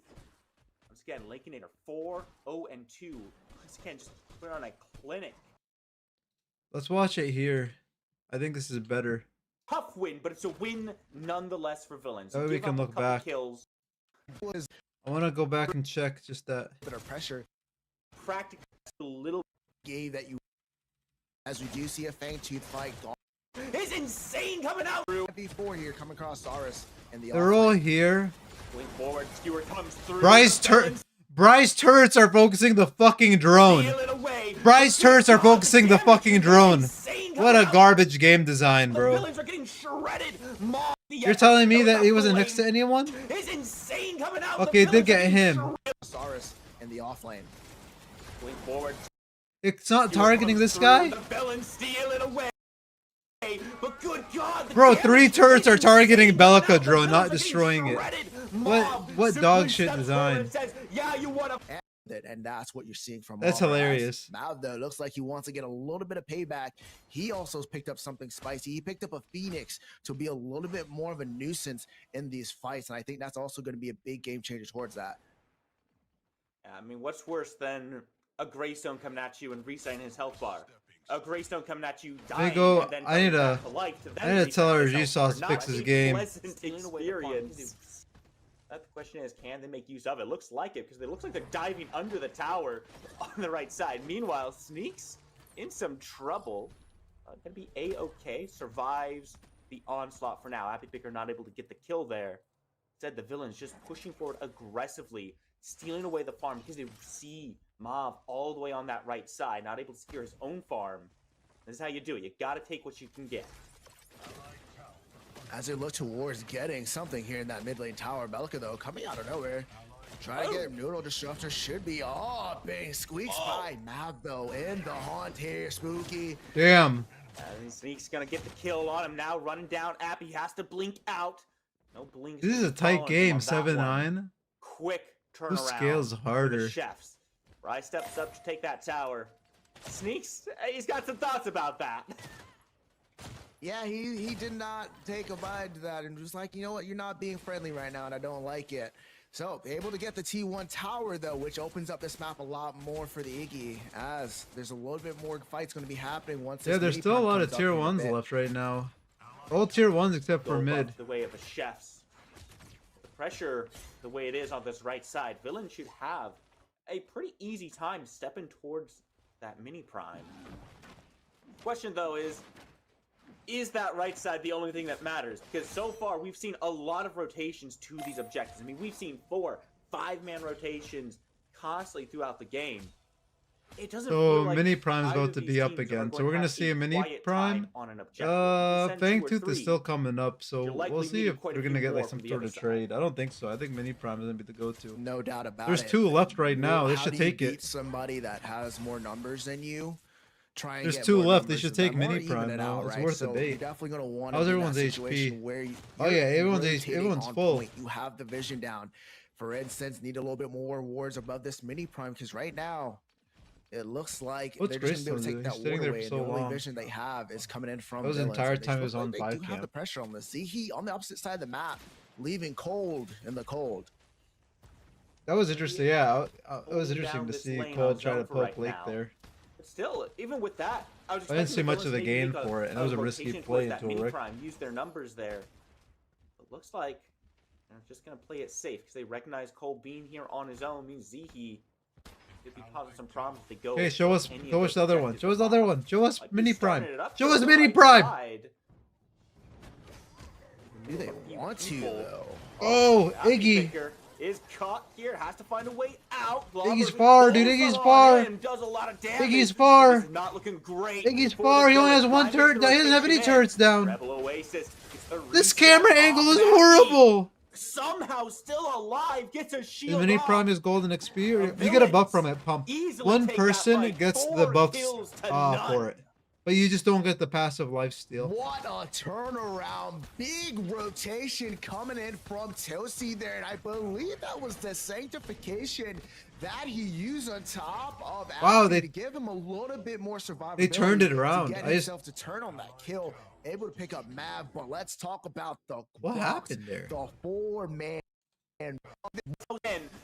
Damage. It's the reset off. And for the villains. Oh. Rotation in. Rebel Oasis. Yeah, see? There we go. Iggy got the damage. He got 1 turret, maybe 2 turrets there. Gets a shield off. Wow. Villains easily take that fight. 4 kills to none. Wow. That was really a change of events. Big rotation. That really was wow. Rebel damage, but this is not looking great for the villains. Brian makes the rotation in. Rebel Oasis gets the reset off, and Appy somehow still alive, gets a shield off. Wow. The villains. That was a fight. Oh, not quite there. So was that a free Fangtooth? Still stands. The Fangtooth being looked at by the chefs, recognizing they don't want to take that fight again. Instead, try to get cold split pushing. I thought Iggy wasn't that good. No, Simone. Iggy's very strong. It's just he's kind of like Gadget, Foles and Pubs, but in high level play, Iggy scales so hard. Iggy scales so hard. It's pretty easy to farm with him too. So literally, you go in a passive farm mode. That's it. And then you wait till late game. But no one knows that in Pubs through the matchmaking. But Iggy is strong. It takes a while for him to Not too get bad a there, trade but he's for like Rebel Gadget, Oasis. basically. Coliseum gonna be back up before that blink will. No problems for him there. He also helps a lot with providing peel too, with his art, with his ultimate. Aggression here. Instead, they fade back to this kind of quiet moment. We saw a lot of action very early on. We're still at 19 kills. Make no mistake, it's still a kill a minute here. But it feels like the teams are willing to take a step back now, reevaluate things, and Pages are OG shit right now. Right. You just lost. Oh, where are you looking? Pages are dog shit right now. They are. Mid lane is a very I said it many times. Mid lane is the easiest lane to play in this game. Even though he does have mini prime right now, that's why you're kind of seeing them get that push. And they're also like, the carry potential is near zero. So they're going to be able to get a lot of pressure in that lane, but they need. That's why you have to go the constant damage, like Mortgage, for example, to really carry games. You already got the Coliseum. Like if you want rotation over there, cause that to kind of happen. Also, that's for pub be looking stomps, though. towards getting to fight around the Coliseum, getting to zone away different individuals from the fight. If you could zone the Grux out, or you could zone Toasty out with the Richter, you kind of give yourselves a little bit more advantage. You have a Greystone with a Phoenix, with the Stoneforge Soul, and use that. Be a nuisance. Try and Prime is about to be up. Watch the turtle now. You're there. When do you think, while the new object system with the 6 item, you think they're gonna? I don't think we're gonna have anything like that, Simone. Not anytime soon. These devs are, they're barely willing to test things out right now. I think we're gonna keep the system in play. You want me to be real with you, man? I don't know what their plan is. Do you play Crunch much? No, Grux, I don't play too much Crunch. I played him a few times. The villains aren't quite looking. Why do you ask? Until these objectives come back up, those opportunities won't be too. I generally don't know what the devs' priority in this game is right now. Has to have something to distract. All I know is they want money, hence why they're prioritizing consoles right now. Instead, kind of just seeing some grouping. With all due respect, is fair, but like I don't know what they're prioritizing in terms of the actual core gameplay. I would love to see changes to the map that I think would be very simple, but apparently it's not that easy. Tooth has a little bit longer to go, but I think this invade is what they're looking for, as we do see Mav and Zihi trying to sneak away a little something. Where did you hear about this, Simone? But I think the next big new object system with the 6 item. You're talking about the crest? You're talking about the crest being changed? What a comparison. Do they want or need money? That's true. A simple pick like this. They gotta pay the investors off. They should be able to easily do this prime. Maybe push out this dual lane a little bit, force Cole to answer back. Push it a little bit more. Rotate over. But Lauber coming in aggressive with the blink, Spooks. Oh! Right back in. Lauber coming in, bro. Tell me, bring that ass here, Bellica. Just a one and done. Into the crashing noise. Burn the ultimate there. Just asking other Crunch players in their opinion who the most annoying hero to lean against as Crunch. I'm looking at the level. Grux. I think the biggest thing is that there's a Grux is very, very annoying to lane against. 2 in the solo lane. Villains have a very real lead. Any right form of little CC completely shuts down Crunch, because Crunch needs time to use all this stuff, and any small amount punishes him so hard. For chefs. I mean, so maybe scratch what I just said. Lakeinator just died? How did Lakeinator die? We talked about the goal, but there's very he got caught out right now. It's in the XP. Maybe. Oh yeah, he soloed out and they just all jumped on him. Lakeinator. That's like where you see the advantages Aris is. But when you're in team, he's good for taking people off like that. But you should group up. I don't know why Lakeinator was kind of soloed out there, but I couldn't see. He probably didn't know. We talked about getting the pick on the Bellica. He's a little too powerful early game, but that could just be. I hate Kwang right now. Really? I think Kwang is kind of. I think Kwang is chilling. I think he's actually a skillful character, and I think so. I think Kwang is in a very good design for not necessarily outputting damage, but taking skill to be super good with him. So bad play coming up there. The 2024 report. I don't remember seeing anything on the items though, Simone. Rip Unbroken. I hated the item too. They just need to remove hard CC. They need to remove a lot of hard CC. Possibly so. I have not seen him go down. In my opinion, a Gadget or really? You think Gadget and Howie are annoying to Crunch? But you don't really go against them. It's strange to see Lakeinator out of position like that because he's normally so safe And Crunch so usually nice late just game staying can eat alive. Howie's damage, and Fortunately then for once Villains, Howie ults, Chefs you got the seem to be freest able to kill your keep a entire life play on off of Howie. that. Or Prime still on the board. Jump for jump. You're keeps thinking these Mom elements to alive better align with there, our not initial zone any goals. danger whatsoever. Villains. It's starting to feel like shades of game 1 here, where they have. Oh, they're just exploring though. They say they've been saying that they're exploring stuff like that, and we're testing them out for the last year. They're a little bit more aggressive. You're seeing them kind of trying to force things as you're trying to see them trying to get out to cold here as he's doing the typical ADC move of going for the gold buff. Oh no, I've said it many times, Simone. I can't trust whatever comes out of their mouths. I don't think so. I think you saw these guys. Oh my god, Cold getting clapped. He is just simply That's a dead. prime, dude. Looked like maybe he was trying to Primal retreat up towards the opposite side of the map, but retreat cut off. Is that Primal? Yeah, it's called Primal. Oasis gonna split push again. But yeah, let him split push. You actually do not have damage. This is the easiest take, and then you can go and rotate. This is where I'll trade inhib for, because you actually have a chance of securing this objective. Villains as we had it last time, but can they turn this to pick up the Orb Prime as well? Get double buffed up, and as they're going to take a reset, what you see, big push here. There are 3 members of the Chefs on this. Yeah, you didn't have the split push potential like you did before. What? Okay, if I'm sending 4 people to the inhibitor, I'm at least trying to put a little bit of damage on it. Yeah, and I think that was just that's honestly a bad decision right there from the Chefs. They kind of just left open the Orb Prime now. Now they're on their retreat. Now they're going to have to take a reset with that Primordial Blaze. They cannot focus this. Cold on the other side of the map. Oh man, this is the double buff you needed from Villains, and Villains are looking to take this game over. Villains is not going to make that mistake again. Maybe get an inhib. I like watching these games, but dude, that last game, it should not have been a win for Chefs. It shouldn't have. Now I have to wait for another game. There. But man, what a turnaround from the Villains. This is a big power spike for them, and it pretty much puts the entire game in their control. Anywhere they look, they can take. And with both objectives down, it means we're looking at the lane. All due respect, like from what I'm seeing is that it is Villains is the overall better team. Like from what I'm watching in terms of gameplay, grouping, mechanics. Lobber is really punishing off lane twice. Like he's done really well. Dual lane's been relatively fair, but I think Villains duo has been solid, and then mid lane as well. I've seen Bry has been really dominant. Even playing Iggy, he's been very dominant. So it's interesting to see him play Iggy so much, but he's outputting a ton, it seems. Huge. Power goes down very quickly. Not a whole lot that the Chefs can really say or do about that. This is a clean sweep on the tier 2s. Let's now step He only put one turret down, doesn't have any more. There it is. 3 strong in the mid.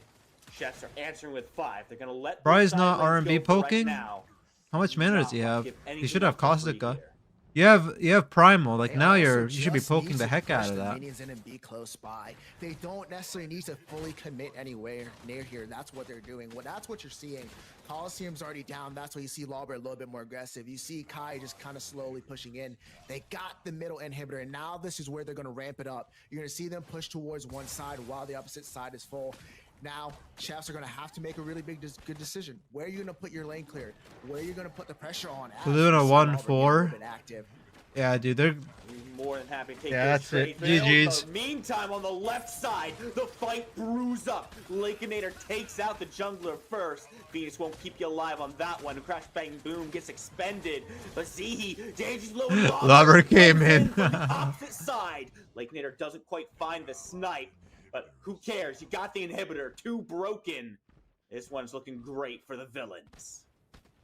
2 inhibitors down, and that ramp lash into this. Guy for sure, really good gadget with their gate. He's pretty hard to get on top of. That's true. Yeah, I mean, you definitely have plays, but that's definitely towards late game.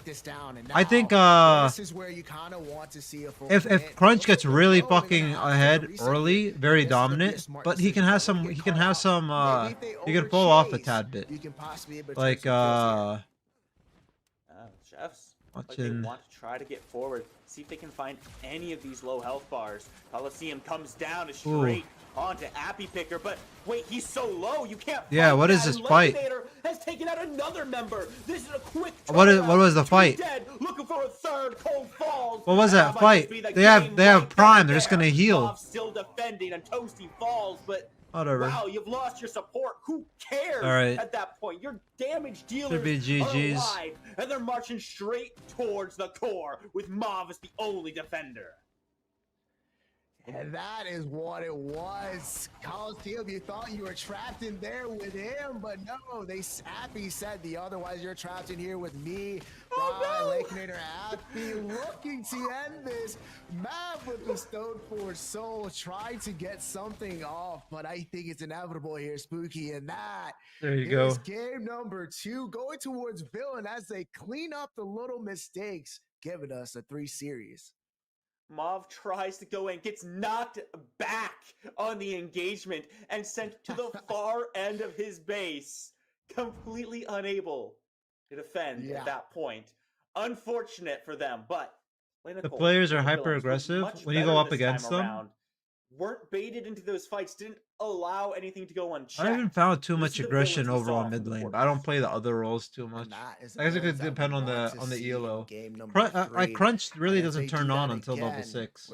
Like you can of course pressure early, but he gets to be beat up until 6. And then like it might be in the books. He called I mean Gadget's an Gadget's pretty good at like preventing a hard dive on people like Crunch, because Crunch is gonna stay in one spot and keep punching someone, right? So if you throw a gate or RMB and then an ult down, you're gonna output a ton of damage. Wow. Game 1 was a gradual snowball that eventually peaked up a mountain and fell for Chefs, taking game number 1. But game number 2 had a lot at stake for the villains, but it was a villainous takeover. They brought out the salt with all of that flavor. Okay, Medkit, what happened game number 2? So game number 2, in the beginning we saw a lot of aggressive plays right off the bat from villains, making sure Rebel pays for his crime for what he did in game 1. Zihi and Mav were still playing. I think that's where also like Cold, on the other hand, started off cold. But you know, I also think like Gadget is similar to Iggy. Minimum. Where you have that like that type of CC. Because what I would do with Iggy if I was against Crunch is I put my turrets down, throw my RMB and my E down, and then I would just stasis and eat up a lot of damage. And then I try to find out if he has his E up, and then I decide on my ultimate. Honestly, I'd push him away because I wouldn't see myself killing him with Iggy. Couldn't, unfortunately. And Chefs had no choice but to retreat, and just like that, villains get prio for the thing is though that the route is only like 0.5 or 1. It's like 0.5 seconds. The best 3 words so usually in sports is Crunch can just or use his ultimate or his escape to get out. It's the best of 3. We gotta love and respect the game 3. This is big. Go big or go home. Go big also, or go home. Mr. Meds, what happened in game number 2? The gate is kind of one hit, or sorry, one person hits it, and the route's only one person. It was a really I think it's kind of dog shit. Solid macro game from villains. I think there was a little bit of that solo lane diff. Can't change my mind, but I do think that Gadget deserves a hard CC on the B. Zarus was actually a really good pick. You know, we can say that Zarus does trade into Grux very well in the early game. But as we saw, anyone gets hit by it should get instant Q damage. Game, Brock. Once he hit that 6, once he hit 7, we did see. No, it can't. It only roots one person. Trades, as soon as one person goes through it, that's it. One person gets rooted. You know, and kind of like what Medkit said, you know, Cold. I don't think they've changed it anytime recently. He did get a lot of gold from those towers. He did get that shutdown on Lakenator in that mid lane as well. So he did have a lot of gold, but they just. I'm debating if I run an errand so right now. If they need, I have to return a monitor. Going into this game 3, I really feel like Chefs need to maybe, you know, I know they like to play fast. I know they like to play bloody, but they need, before they make a play, they need to think about, hey, is our president safe? Because when Cold just goes rogue and goes for those gold buffs, he's not safe anymore, and that's kind of where they fall apart. Ladies and gentlemen, don't go anywhere because this is a best of 3 and we're serving you game 3 after a break.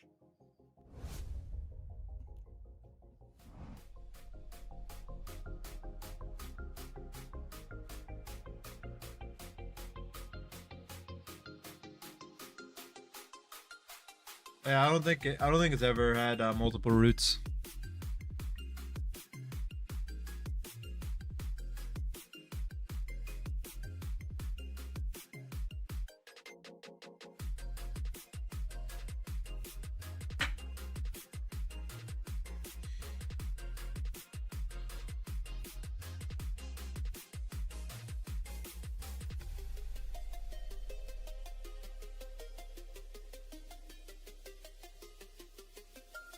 Oh yeah, I mean, Gadget's definitely gonna be late game and late game dominant. She's to scale up.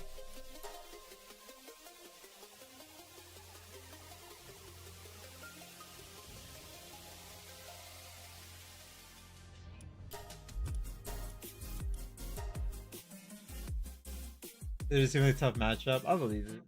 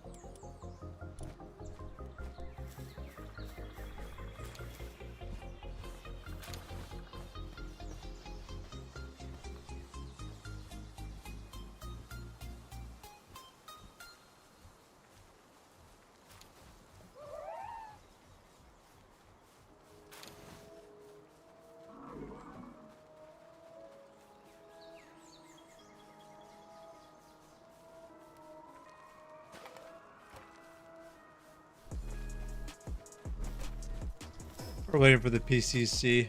I'm just fucking running it. Pal World for fun.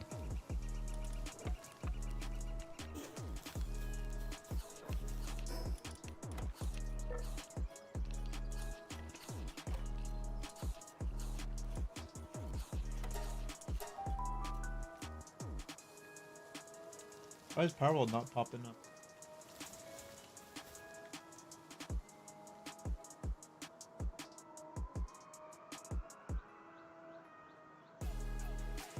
Oh.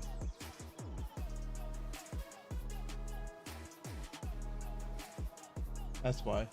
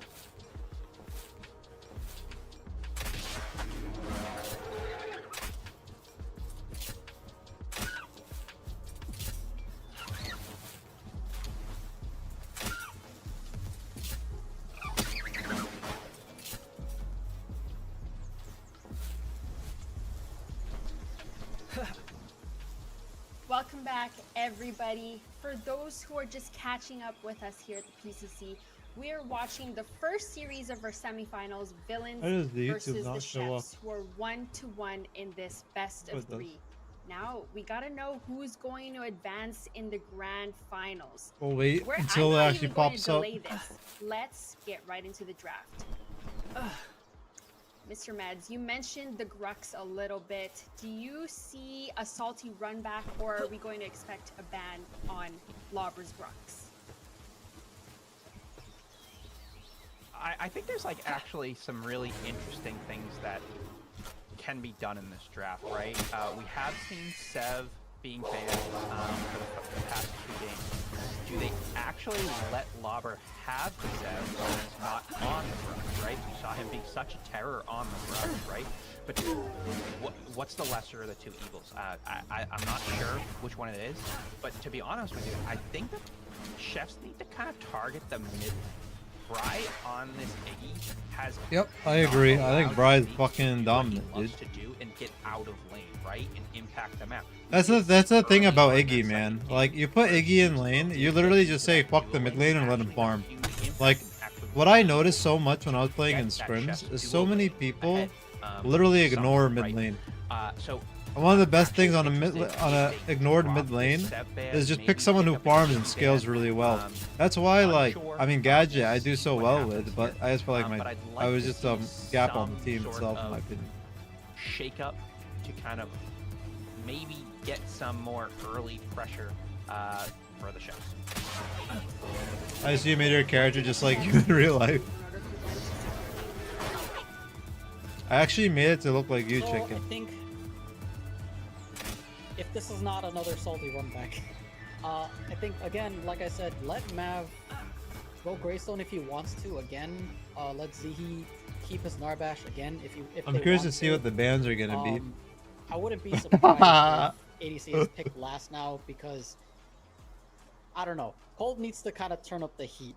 If Chefs can't get Sneaks and Assassin, by the way, in this draft, and let's say he needs a traditional mage, like I said before. Bro, I would like to see someone other than Abelica. I think. All due respect, man, I really think Sneaks only won as assassins because of gaps on teams. Depending on. All due respect, they're very easily punishable. In order to stop that ultimate. And they just don't get punished. I watched them. It looks like villains target the Shinbi. I just think that there's gaps. Be able to give Rebel Shinbi again, and it looks like the same, very similar bans again. Sevarog has been banned once again. Yeah, we're gonna get a little bit of a salty run back here with those 2 bans, and then Toasty picking up Richter again. It seems like he's just on Richter duty. I need to find Bones. Keep letting him have this pick. It's giving villains a lot of pressure, not only in lane but in team fights. Where are you? Able to get these huge sweeping ults. You're all here. And, disrupt and fish for these priority picks that just seem to explode in a lot of these team fights. So interesting that they're allowing the Richter to still be played. Interesting that the Sev is still off the table, and then the threat of Rebel on the Shinbi is still present. But we do see Belica again and the Steel coming out for Chefs. I do like the Steel. I've said this many a times, but Steel offers a lot of agency in these mid to late game team fights. Once he hits 6, he's full build. So, looking to get that, we do see a Chimera Niggy coming out. Why is it not villains. popping up? Again, a little bit of a salty run back for villains. They're going standard. They know they had success with it in the first game. They had success with it in the second game, even though they did lose the first game to a back. There. I want to look at the bands.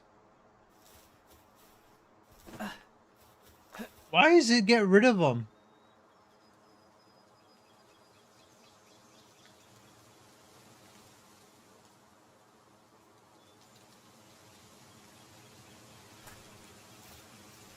I guess because it has to be on my monitor. So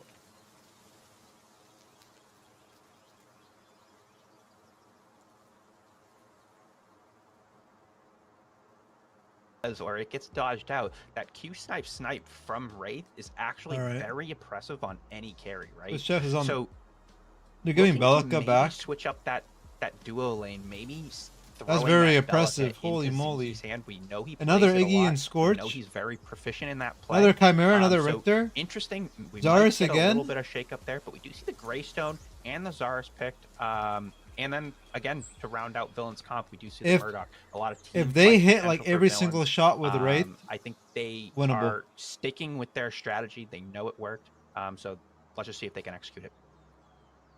I said it once, I'm going to say it again. I think this last pick, it might possibly be a phase over in the dual lane. But we're seeing similar picks once again. Mav on Greystone, possibly. And this time Zarus goes over for the Villains. And again, Villains have been very prioritative on these team fight picks. They want to be aggressive. They want to support. work with each other. Provide a lot of crowd control and secure a lot of damage across the board. Yo, this is really fucking good, actually. Looks like Chefs. I think Chef has team. I think Chef has team. I would love to see my boy Rebel on Crunch again. That's one of his favorite characters and one of his best performing Chefs has it. Heroes as well. So I'm very excited to see the Crunch pick here. Mr. Meds, I think this is a Chef we game. kind of mentioned how the Zarus kind of switched over to the Villains instead of the Chefs now. What does the offlane matchup look like with if it is going to be Rebel on that Crunch? Yeah, I mean, I think it's very similar to the matchup against Grux. I do think Zarus has a little bit more fighting potential into the Crunch, even though it is still fairly, even. I think it's a very skill-based matchup.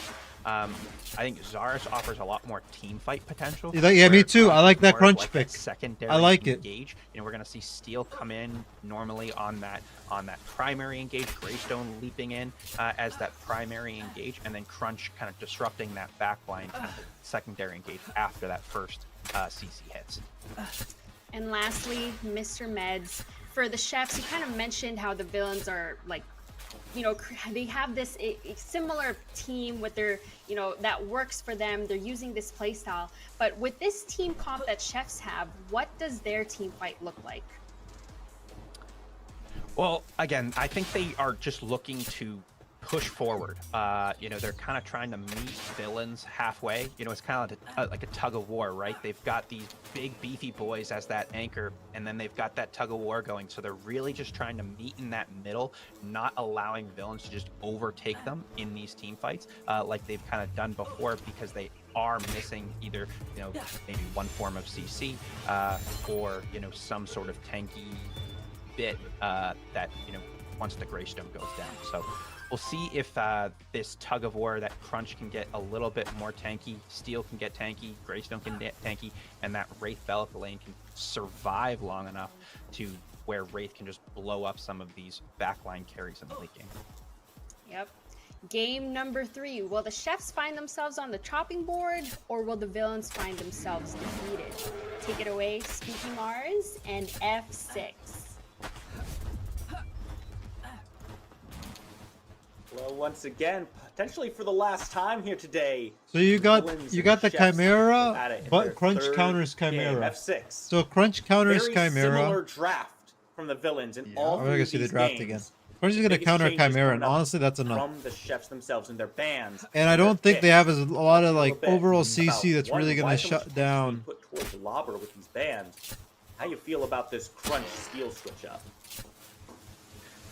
Let's first talk about Lobber. Lobber is a menace inside that offlane, and let's be honest here, he's been doing fairly well, especially the second game here, going with that Grux. He was just unstoppable, being almost 3-4 levels up inside that lane at the end of the game. So you kind of want to nip that area down, right? Rebel, also a little bit of history behind him. He's actually a jungler for the most part of his career. This is the first tournament he's going to the offlane, so a little bit of experience inside that lane, kind of disadvantage. Richter counters Crunch, kinda, but he has a lot of teammates. It's mainly where's that Richter gonna be when that Chimera jumps? Which, you know what I'm saying? Is a little bit more of a comfort pick for Rebel. Where's he gonna be? Hopefully that comfort pick will be enough. That's where my question is. How is Appeal gonna look like? Not the best. Is Richter gonna die? Right? There's a lot to having it. A 2-level lead. I'm interested in seeing really that. Able to dominate a lot of the fights, rotated throughout the map, and his pressure was just felt everywhere. So now with this crunch going to Zaris, how do you feel about that matchup? Do you think that the comfort of the crunch is enough to get Rebel maybe a lead or at least stay even? Well, before 6, Crunch is going to have a pretty rough time in that lane, but post 6... Yeah, pre-6, that's the only thing. Like Muhammad Ali, and it's going to be a little bit of a rough time. Yeah, exactly. It's going to be interesting. How this Crunch builds as well. If he's a little bit more tankier, build a little bit more bruiser, I'm down for it. For him to get killed inside of that lane. But when it comes down to it, all in all, it should be It'll be a fun game to watch, 100%. This will be an entertaining one to watch. On the side of Villains, though, to really stop the Crunch from doing what he needs to do. Obviously, because Crunch is not always going to be the first one in, and you're going to be wanting to peel or either initiate really quickly. And once the CC out of Richter is down, maybe you have the call left, and that's about it. So there's a lot to be worried about there, especially with this Crunch pickup with the limited CC on the side of Villains. I'm glad you bring up the Richter as well, because Toasty has been a big conversation point in a lot of these games. His synergy with Lakeinator has been really dominant in the duo lane. Hold and Zihi have really struggled to find a lot of success there. We've seen a lot of rotations. They've been more than happy to leave the lane, as would I if I was facing those two. Cole tends to stick around there a little bit longer because Lakeinator also does the same. They stay they're back. For so See if long. any fucking How much of an Pokemans impact here. do you think I'll these get supports are off this, going I'll to go back have? into it. Because we've seen them rotate all the way to that off lane as well. Fun to get that Pokemon. Yeah, and I mean, it just comes down to those decisions, right? It's what we were talking about in both of these last games. These teams like to make the best possible decision at all times. They kind of don't send it just as much, right? Somebody like the Professors with Crazy Fool kind of be one of the shot callers. He kind of like, you know what? All right. We're setting this, guys. But when it comes to the Villains and the Chefs, they're a little bit more tight and gripped on if they're making a decision. And it's a good thing, but also a bad thing the fuck? at the same time. Because sometimes it's just maybe you just need to pull that trigger. You need to go in. And this is really what's going to determine it. So that's going to be the basis of it, and who gets to actually do that first. Sneaks is going Greystone mid. So I've just realized something. Sneaks is the Greystone this time around. It's not Mav. We've made a switch up. This is a Greystone mid. And it looks like Steel is going to be piloted by Mav in the jungle. Right, and the Bellica over inside the duo lane, and that's going to be huge to kind of have the manager and go against the... We're talking about the Greystone. You talk to me about this Greystone right now, F6. Oh man, I was trying to avoid this, but essentially what you're seeing here coming in from this Greystone here, Spooky, is you are not going to be able to get these ganks over and over as you did with Kai, all of these other games, with a little bit of a squishier individual. And what this is going to provide it more of a new nuance again, but not just in the offlane away from everything or in the jungle where you're picking to choose fights, but now you're going to have the Steel in the jungle, Jupe just providing CC everywhere. Now you're going to have the Greystone rotating from mid lane to either the duo or the off lane. Now he's more of a menace instead of being stuck on see, one so side let's of the see if map Lobber is or going to in punish the this. jungle. So how is this matchup into the Iggy, though? Because as we've seen multiple times, Bry is really good on this Iggy. Yes. And he clears the wave so quickly. It feels like Sneaks is going to struggle to find opportunities. It's not about wave. If I was, so what I would do, if I was Iggy, I would sit back and just farm it off basic attacks. And then when I see Greystone aggressive, I'll give him a turret. So I'll tell Greystone, Greystone, your only dinner is 5 CC. Here's 5 CC. Here's 5 CC. Well, I have my entire wave pushed up into me. And then after that, it's kind So he's of gonna just take damage using from that it. He'll pressure have you me have doing from damage mid from it, to and then me rotate throughout getting the minions map chasing and me now become around will another keep number the freeze towards going these for a team while. fights and objective fights. Happy already getting active on the map, looking for an invade on this red buff. Mav is here staring straight at him. Oh, looks like they're going to go for the fight instead. Appy decides that he's not going to risk having it stolen away from him. Puts the damage out. No first blood just yet. Kill potential isn't quite there. It should open up that red buff for nice, secure for Appy. He's already terrified. Jungling going on from Appy Picker here. Same aggressiveness that we saw from the other two games. So we like that he's keeping that pace. Lauber, nice little freeze, trying to manipulate the wave in his favor, making sure that crunch, even when he does exactly, yes, AoE. So it's nice, solid. It's just solid poke. Dash from Rebel sensed Appy Picker coming in to try to gank him. Immediately got out of danger there. Now we're 4 minutes in, just about. Still fairly quiet. This is about the time things were starting to burn up in game number 2. Here in 3, it looks like the villains are still looking for that same aggression. They're still playing forward, but the chefs be a little bit more cautious here in game 3. You see, pressure off instantly. Oh, Off lane. Rebel needs to be a little bit careful, but has to blink out. Lauber did previously blink. What's Lauber's healing? How many stacks does he have? Cut off that dash, but one is unable to, so he does not have blink to stay in this fight. But Appy here sitting on a ward, he doesn't know it. Yeah, Lauber's gonna heal off of it. Yeah, he's not gonna be finding. Imagine if you were a Kalari, bro. You'd know there's a ward there. Garbage ass There's fucking a dev 5 team. camp right here. I can steal away. That's how it should be when you're a Kalari. You should know. You shouldn't know there's a ward there. But if it's Kalari, bro, she'll know and just walk away. As Appy Picker steps up to his jungle, this slower clear is feeling a little bit detrimental to the jungler from the chefs right now.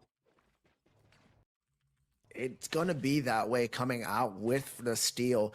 He just doesn't have that powerful clear as the Kai does, and that is why Kai is so good into these tankier, less viable clear targets with heroes, right? So that's what you're going to see from Kai early on. But once this steal hits level 6, 7, gets Fire Blossom online, or even just Brimstone online, he's a little bit more dangerous. His clear is a little bit more up, and he's able to kind of not necessarily match, but keep up a little bit better with what Chimera is going to have going on. But he's going to have a lot more CC and a lot more initiation coming out of his skit. Take a quick look over back at this dual lane real fast here, since we're in here anyway. Toasty and Lycanate are fairly quiet this game. Haven't seen a whole lot of skirmishing over here. Toasty, it's a boring ass lane. Just yet. I have to wonder if never mind. Cole gets in. Going into the stone on the way out. Has to burn the blink. So, cast a curse. What a grab. How does the range look for Cold on this range?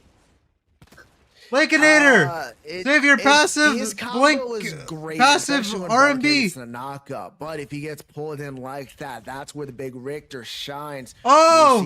Mav is gonna cook! Back here, there's no Mav is gonna cook! Toasty Lake needs to be careful. Mav is gonna cook! Oh! Lycanator's already low! Very low. Blinks out. Mav does not have that available, but it leaves Toasty all by himself. Toasty isn't able to get the kill on his Oh! Blinks back into the Mav's jungle. gonna just queue Looking back way up. back to safety. Lake is here to help his Wow. support out. Damage comes through. It's a lot of it. Oh! Mav still pushing forward. It's just one more shot. Mav blink. They need onto Toasty. No! He blinks forward. Mav finally gets it back up. Over on the other side. The plays. He gets the first blood before the chefs can get it, and that should even things up. Man, they played that like a pub. Coming out of Appy, understanding the crunch's blink is down and picking that up, but let's not throw away what Cold was with on Raid, able to get the combo off, 2 R&Bs and this nice little slow grenade, get it in Toasty low enough for him to be able to clean that kill up. Did get the steal flash though, so that is in the side of favor of the villains, but great job of getting the first blood on villains.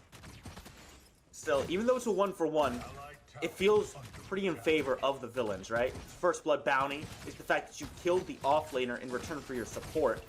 Toasty's not upset that he died there. He's okay with All right, that. let's see if we're gonna get some early Just as Fangtooth effective action. as he was if he didn't die there. This definitely feels like a small win for the villains, and it feels like they're trying once again to push Lauber ahead. Crunch is level 6. Gonna be a little bit of different story inside this offlane. A little bit more mobility coming in with being able to use. There have been a lot of ganks in the offlane, hasn't there? Lock him inside that Coliseum though. Do you have sneaks? Building. Not quite too sure what he's building into yet, but it looks like he's a little bit better inside of his. Right, yeah, he's sneaks kind of just does sneak stuff and it works. You know, that's kind of what he does best. But put that on a pause. Appy looking to rotate, blinks her down. Oh my God, free. Cole sets it up. Cole very low, trying to find a way out, but he's firing off shots. He's perfectly in vision, and Appy Gotta get the credit for that one. Like they were half health. They had no back vision. Still They had no perfectly river fine vision. going That was over to free. the Fangtooth. Got some help there. Bry keeping Sneaks in the mid lane means not likely to see anyone leaving there. Might be a solo Fangtooth. There's still some fighting over in this duo lane. No, Appy leaves. Okay, Yeah, so no I like Fang. That's definitely a good call. Don't know where the Mav is. You know, do see though, there's a ward deep inside of the blue side of Chimera's jungle. So Mav looking like he wants to get a gank off, but I think they do peek him and see him there, able to pick up his blue buff. But what a great rotation coming in from Appy, doing kind of the same thing what Mav was doing, coming through the red side jungle, and then just kind of getting that just flank and just being able to secure that kill with those blinks being down. Careful on this camp here. Appy Picker being pressured. Toasty's in the area, but Lakeinator still on his way. As soon as Appy steps into that lane, recognize that is just over. The rewind doesn't quite get the kill onto Appy, but it does burn the blink out.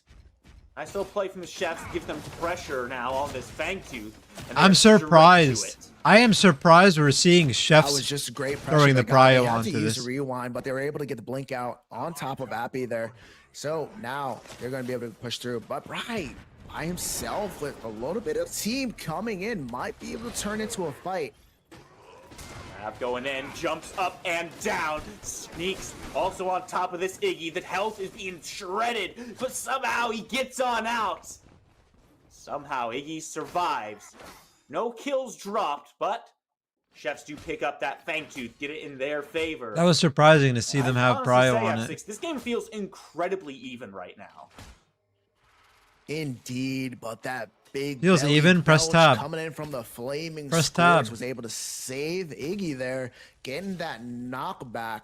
So that was really what kind of just knocked that out of the park, right? So great job on Bry there, being able to understand what his ultimate's going to do for him into that situation, still being able to get damage off, but still able to peel for himself. And great peel coming out of Chimera. They did lose the Fangtooth though, but that's okay. We've been seeing them kind of lose the first Fangtooth in the prior two games as What up, well. Liv? Just kind of let that one go. Looking for them though on the second Fangtooth to kind of have a little bit more of an aggressive fight. Yeah, I think by now we can safely say the villains understand their comp extraordinarily well. They've played it now 3 games in a row. They know where their power spikes are. They know where they want to start grouping up at. They're going to lose first Fangtooth. They feel pretty good about that. Now, Mini Prime, this big question mark on the map. Coliseum gets dropped over in the off lane. Aubrey's trying to put some hurt down. Not sure if he's going to be able to find the kill. It's a lot of damage, but Rebel is back under tower. Mav here as well. Stalling out Appy Picker, preventing him from ganking. Making sure that his offlaner stays alive. Meanwhile, Sneaks chasing Bry, but running into Appy as well. Lots of damage coming out. Still has the Stoneforge Soul available to him. Oh, he's getting And joining the fight. he's getting rolled. Now pushing them out of position. Terrible spot for Appy, and Sneaks gets the kill on that Chefs one. chefs might have it, bro. There is a chance. Great rotation coming out of Sneaks, following the mid laner, making sure he's able to counter gank the gank. But they do actually go on into this Mini Prime. They do have the advantage. Do you see nice little rotation coming in from Richter and this Murdoch? The duo might be able to turn this fight around if they're able to get there in time. Right, now on his way as well. Mini Prime goes down, and Mav leads the charge straight into all 4 members, but the Skewer answers it right back and puts Sneaks down in the ground. Pull back in, put one more down. This one is all in favor of the villains. They lost the objective, but they're gonna make you pay. I said it before, F6, nothing is free. Oh my word, that was huge. Right at the last that was actually big. second, the triple man skewer, the blink coming out of the Greystone, but the long arm of the law says nobody is gonna run away. All right, from so him here and gonna be able to clean that up, but then they took it and they went on and engaged. Richter away from him because he hits the Riplash to secure the kill of the running away steal. Yeah, oh my lord! Just turning that fight, Toasty himself, 1-man army with a oh lot of damage coming in from the damage deals in the back. I don't think Toasty has played a different hero in this entire tournament so far. It's been Richter, and why not? No one's banning away from him. It feels like disrespect at this point with the performances he has on. That was so clean for the Richter position right there, my lord. I don't know if lord. it's disrespect or well-earned respect, you know, that was big. He is absolutely out of his mind right now. Maybe he's just having the day of his life on this Richter because, man, he is killing it so far. But one thing I want to point out is, like, they saw the rotation because we've even seen it like a mile away, but they ran through the mid lane. But even after the mini prime, they chose to still initiate on top of the Iggy there. And that, oh my God, the skewer and Whiplash come it was out. close. And Zihi looking to turn tail and run. Oh, no, he can't. He can't bank him. Mav came out. Mav coming in here. The Zihi being so low, gonna have to reset. With the gold buff over the chefs, but Happy Picker also on the way. They can't really do anything though. Too well here. Chefs able to easily step back under their tower. Stay very safe. The real point of contention is the Fangtooth that's coming up here, F6. Yeah, what you're going to see is probably Lauber going to clear this last wave, going to take this back, try and put a little bit more pressure over towards this duo side, try and go towards this Fangtooth. We do see a little bit of rotations coming along. A lot of fights going to probably be popping out here any second now here, Spooky, as we look to be aggressive. Oh man, Appy gets caught and immediately bursts down. He's still alive for now, but he's on the run. Yeah, he's gonna pull back in. On out of this rewind, pulls him back in, and Gold picks up the kill. The jungler down. We're gonna start seeing Wraith really turn on right now. Bry and Lauber on oh yeah, I'd fight this. Why? Yeah, it's a bait. Double knockup on the duo lane. Coliseum drops, and Lakenator steps out, looking to put the damage back in. Robert peeling off the cold. Robert peeling off cold. Oh my God, Robert's melting. Robert, oh my lord, they're melting. Good as the first one burns, pulled back in, takes down a second one. Lakenator. That was huge. Robert was slapping that Wraith with his spear. He was slapping him silly. Oh my God. Big Lake, man, this man. They did not even peel right that Wraith. That Wraith coming out of his headband. He is doing God's work in the backline. Him and Bry. I can't believe what I just witnessed. Absolute damage. Meanwhile, the Coliseum keeping everybody locked in, and they're just cleaning them up one by one. A situation where you thought it was down for the count with your jungler not being there, but they were able to flip it. Hold is separate there. Where's Lauber at? Lauber just ignores him and looks for the. Yeah, there it is. Some gold in his team's pocket. Has to pay for it with his it sucks when all the names go away, man. F6, 8 kills. Okay, there's Cold. Lauber ignores everybody and focuses on Cold. And Cold is their main source of damage. Definitely clashing quite a bit. And you can see the villains are winning most of them right now. That's it. I say where these other. That's true. When you look at it.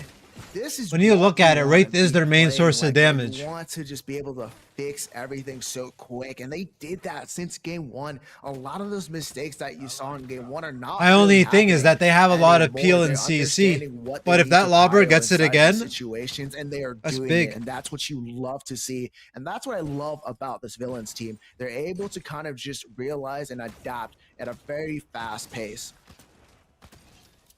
And it's what they needed to do. And even in game one, it felt like they were doing things correctly. It was really just the one mistake that cost them, well, everything.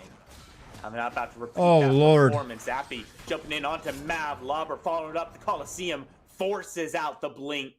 Steel no longer in this engagement. It's a mini prime could be in the books for the villains. Whiplash doesn't connect on the Zihi. So it was a good peel. It was a good dodge. I don't think it was intentional. Maybe not, but there's 4 members looking like they want this T1 tower to open up the map. Free tower. You see Lakenator, though, rotating over to try and answer Cold, but might be able to take this tower. The tower, good answer from Cold.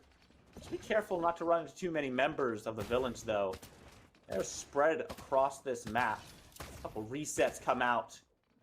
Honestly, F6, I don't think we're going to see any attention towards the mini prime. I think we're just going to wait until the orb prime comes up, because we're 2 minutes out from that. There's no positioning towards that side right now. No, I mean, they're just kind of making sure they matching pressure. We do see Toasty, though, inside this mid lane, and that kind of already gives you the presence of allowing them to either rotate towards this mini prime when they want to, because Toasty is that key factor with the Richter to be able to rotate there. Lakeinator not so much. He is a damage dealer, but they do Just have farming. They're waiting for So as objectives. long I as think Lake Prime. is able to have the Prime's long arm of the closer. law up, they're going to be able to take a lot of fights About the same on time, the other side actually. of the map, especially if he's able to hit like a big skewer like he's been doing all day today. Yeah, Toasty and missing skewer, those two things just don't go in the same sentence pretty much ever. So I've definitely got my eyes on this Rick to see what exactly we're putting out. But right now, it seems both teams are willing to kind of take a step back, let this slow down, get some farm up. And on one hand, you know, I respect that. You're waiting for the ore prime to come up. You don't want to make a big play and potentially give up something around the mini prime, and then you've set up the chefs to get it something even bigger. At the same time, though, this is a mistake that was made in game one. The villains' hesitance, their unwillingness to step forward and make the initiative on these objectives. And it's so chefs to get they're kind of punish them when they eventually Dang, there's a lot of convergence right now in mid and one of the prime. biggest things right now is the fact that there's not a lot of ward placements and vision up for villains. Even though Villains doesn't have any wards down. I think that's really what's stopping them from being able to make something here. They do have their human vision, was what we called whenever the Crunch is going to. Oh man, Crunch isn't there. I don't think we've really seen Crunch in a fight yet, especially with Appy just kind of sitting in the jungle. But they do have that pressure, and I think they're just waiting. Murdoch is going left. One slight mistake from the enemy team. But they do have Tower too, but Tower doesn't mean shit right now. It's going to be very quick, and it's going to come out of nowhere. I don't think we can call it Sneaks. Because like Zarus is a lizard person. Do we call it hero vision then? Is that? I think we should do it like something even worse. Like atmospheric passive neutral vision. I think that would be a really good term for it. Yeah, that's a lot of words from my small brain. But we do see a gank. Sneaks getting aggressive. Yeah, I saw Lakeinator stayed. Is gonna have to back Sneaks up can here. Sneaks can honestly melt him. Sneaks, but Lakeinator's gonna have to be careful. Just so lucky something happened. Right, just a little bit. Do have the Fang Tooth though coming back up, and that's definitely a fight we are looking towards. The out of combat movement speed is gonna be point big. of contention for the villains. We saw them get the second one there. Now comes the last Fang Tooth. This is the one that everyone kind of wants to make sure they get, because this leads to the primal Fang Tooth. You don't want to be giving that up to the chefs. Not the topic just yet. The villains are not about to just let the chefs have something free. Now, going on in. Happy Picker once again is the target. But Toasty positioned himself nicely, preventing anyone else. Oh, if Lobber goes in, he's fucked. If Lobber goes in on this, he's fucked. Field drops down. They miss so much. Doesn't quite connect. They miss so much. There's a lot of abilities Lobber being needs to be thrown smart right now with at this. 6, but frankly, Lobber, be smart with it. Lobber, be smart with it. Not a lot hitting They in backed D, off. just They backed feeling off. it out, trying to get the better position, seeing if something hits, something works. But waiting on Toasty here, waiting for another rip here in another second or two. If they can hit it. Huge Coliseum coming down. Just gonna be free for Bri, free for Bri. Free for Bri. That's it, GG. Last ball Rebel needs to be careful. Toasty goes down, but Sneaks here Crap. coming out with Stoneforge Soul Spooks. Deal is good, keeps him in for a little bit longer, Dang. just enough to get back out. But the rest of his team has been shredded apart. That's it. Him and Cole are the only two left alive. And scratch that, because now it's just Cole on the board. I don't think he steps up to this one with any chance of success. I wish I could see what happened to Bri. Bri was dominating. He went into a chase. Everyone went in on. I think maybe Bri's like W key, and then not paying attention that Greystone was still on him. But it was enough to peel him off. Which I think was honestly a very fine trade. But instead, we were waiting for the Coliseum there, and once they were locked into that cage, it was free hunting. Man, there's just so many ways for the villains to initiate these fights and start them off, right? You've got Lobber, who can jump in with the Coliseum and lock people down. Right, You've got Appy Picker, who can jump in on a target and just start shredding them. And if there's not did catch up on the gold difference. Aggressive like that, Toasty can just pull someone to you. Like Lakeinator's farm is actually kind of low. Yeah, Lakeinator's farm is really low. I'm not entirely sure how the chefs are supposed to play around it so they're not getting caught like that. I mean, you just have to dodge, dip, The thing is, I don't know if Belica is good and with that Wraith. is what they need to do a little bit better. But It's good if Wraith gets the ult off, right? Getting used But rapidly, and that's what it's they're better to have like a focusing on. Decker, Once that not blink necessarily is a down, phase. the I don't like phase Coliseum because phase is very is passive. literally the But only having thing that's like gonna keep a them Decker, in you get a there. stun And in. It's they don't have Then any you know you get dashes. your free For Q instance, RMB the or just a only regular person RMB. that could possibly get out is like a Kalari, being able to jump out of it. And since they don't have that, they're kind of all just whoever gets locked in there is just there and just free pickings. And that's what you're seeing is them just being unable to get out. And if they use the blink, that's another 5 minutes compared to like a 60-second cooldown that's coming out, and they can just wait out anything that's going to happen. Villains now comfortably ahead, 12-5, 24 minutes in. This is a tough look for the Chefs. They were cooking in game 1. It seems their fires might have gotten a little bit cold here in game number 3. Still, they're stepping up. They're still matching the presence of the Villains. Any opportunities they might have. Lobber blocks 2 in, and Happy Picker. Oh my God! The long arm erases Rebel from the fight, That's it. from the entire map. Prime? And Skewer looking to do much the same. Mav tries to find a way out. He jumps, but the damage is still coming through. The dash puts him good distance, and Zihi trying to make sure that no one else closes it up. Gets his nice little jungler out.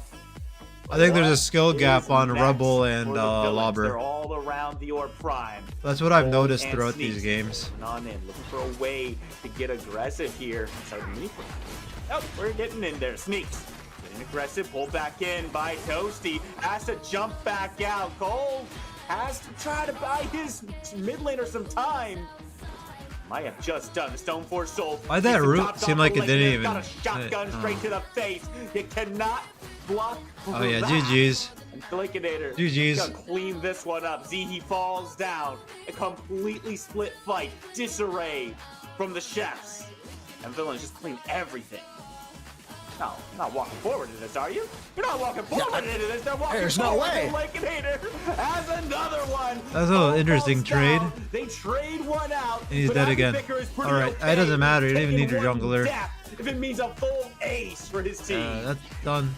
There's no way they walked up to that. They were down 3 members. That was really then weird. Crunch came back up and they just ran towards. I know they were low health. I know they were low mana, but you can't just disrespect Toasty. You can't just disrespect Bry or Legendary like that. They still have a lot of damage there as they look to take this Orb Prime. Can somebody answer to be able to stop them? And no, they cannot. I don't know, it just feels too strange for Sneaks to go in as aggressively as did into so many members of the Villains. Didn't really have a whole lot of backup, and it felt like the Villains really just got to look at one target by one target and slowly pick them off without anything being done back to them. Speaking of just being absolutely a menace, Big Lake 8-0-5, just doing it. And Lobber with 13 assists. That kill participation of big, what was that, 17? Just, man, he is out here just doing it. The Coliseum's coming to work, barely surviving though. When some of these fights, a little bit close to be calling, but just being able to see that pressure, and you can see why we were talking about early game, why they were trying to ban out that pool on the side of Lobber into that offlanes, because he's just such an impactful player for the Villains, and here we are seeing it once again. How many times has Lakenator actually died in this tournament so far? He feels untouchable at this point. Mav wishes he was untouchable, has to burn the ultimate, but it's followed immediately by Appy. Lakenator puts one more to his name. I'm gonna try to find Cole, and the long arm comes through, blasts him down, sneaks in the back, drops the Stoneforge Soul, but you're all by yourself, knocked back, jumping out. Somehow managed to survive all that duress. But I want to see the Crunch and Lobber fight. Clean up that Go to the T1 right. tower. Now they're pushing forward. They're going to put some hurt onto the tier 2. Appy and Toasty leading the way on this one. Lobber able to pick up that T2 on the right side as well, and that fight did not turn into the favor of Chefs as they themselves got cooked, as now Villains looking to be, oh my, the Rick Flash from a mile away. Yeah, he GG's. cannot be stopped as they look to siege and get an inhib down. Man, that is just tragic for the chefs. You're so far back, you think you're safe, but you just cannot be complicit around Toasty. He is simply too good at landing these pulls. Lobber now left by himself. A 3v1 drops the Coliseum, but he trades one out against 3. He makes sure to put one in the grave. In the grave that he dug this entire game. He's gonna lay. But look, it's over to Primordial Fangtooth. They sent over a lot of resources to stop the man, the myth, the legend, but in turn trade a huge neutral objective to the side of the villains as they take a reset and look to apply a little bit more pressure. Well, we call it a neutral objective. But I take a look at the game state. It's 22-7. Villains quite far ahead. It kind of feels like everything in the jungle belongs to them, because how in the world do the chefs step forward into contested territory without simply dying? They sent 3 people at Lobber and they lost one for it. He's just better right now. He's just playing better. He's ahead right now. So he knows he's going to at least take one. And he knows his team, they're talking to each other, letting them know, hey, man, we're doing Primordial here. The more people you can get to your side of the lane, the better. And that's what happened. He might not have the Primordial Blaze, but 4 other villains do. And they are looking to scheme here and possibly get a couple kills. It's kind of a roll right now. It's going to be a time-based thing. I don't think Chef has literally any potential really right now. If Rebel was better, like played well, then yeah, that's Villains pull one back in, it sneaks, tries to hit the skewer, but the Stone Force Soul comes through in time. Up oh my god. And straight back down, hits a lot, but it's not nearly enough to turn this one around. Appy still to tank the tower to set up for Lakeinator, pulling down the crunch in the back. Lobber lobs the Coliseum. I wasn't even in that fight. It's not locked him down. He still finds a kill at the cold and completely separates the chefs from that tier 2. This inhibitor not looking very good for the defense. 3v5. GG's there. The numbers are in favor of the villains. Red Flash just missed out there, but the pressure is on as they look towards the core. 3v5, can they break something down? Stone Force Soul down, but Sneaks is going away here as they look towards Steel and they pick it up. That is one person left. They're running it. They're cleaning up shop. And this is going to be game. Game number 3, all the way to the villains. Contested throughout the first. Dropped it in the first. A close second match. A bloodbath all the way. But here in the final match they needed, this was absolute dominance.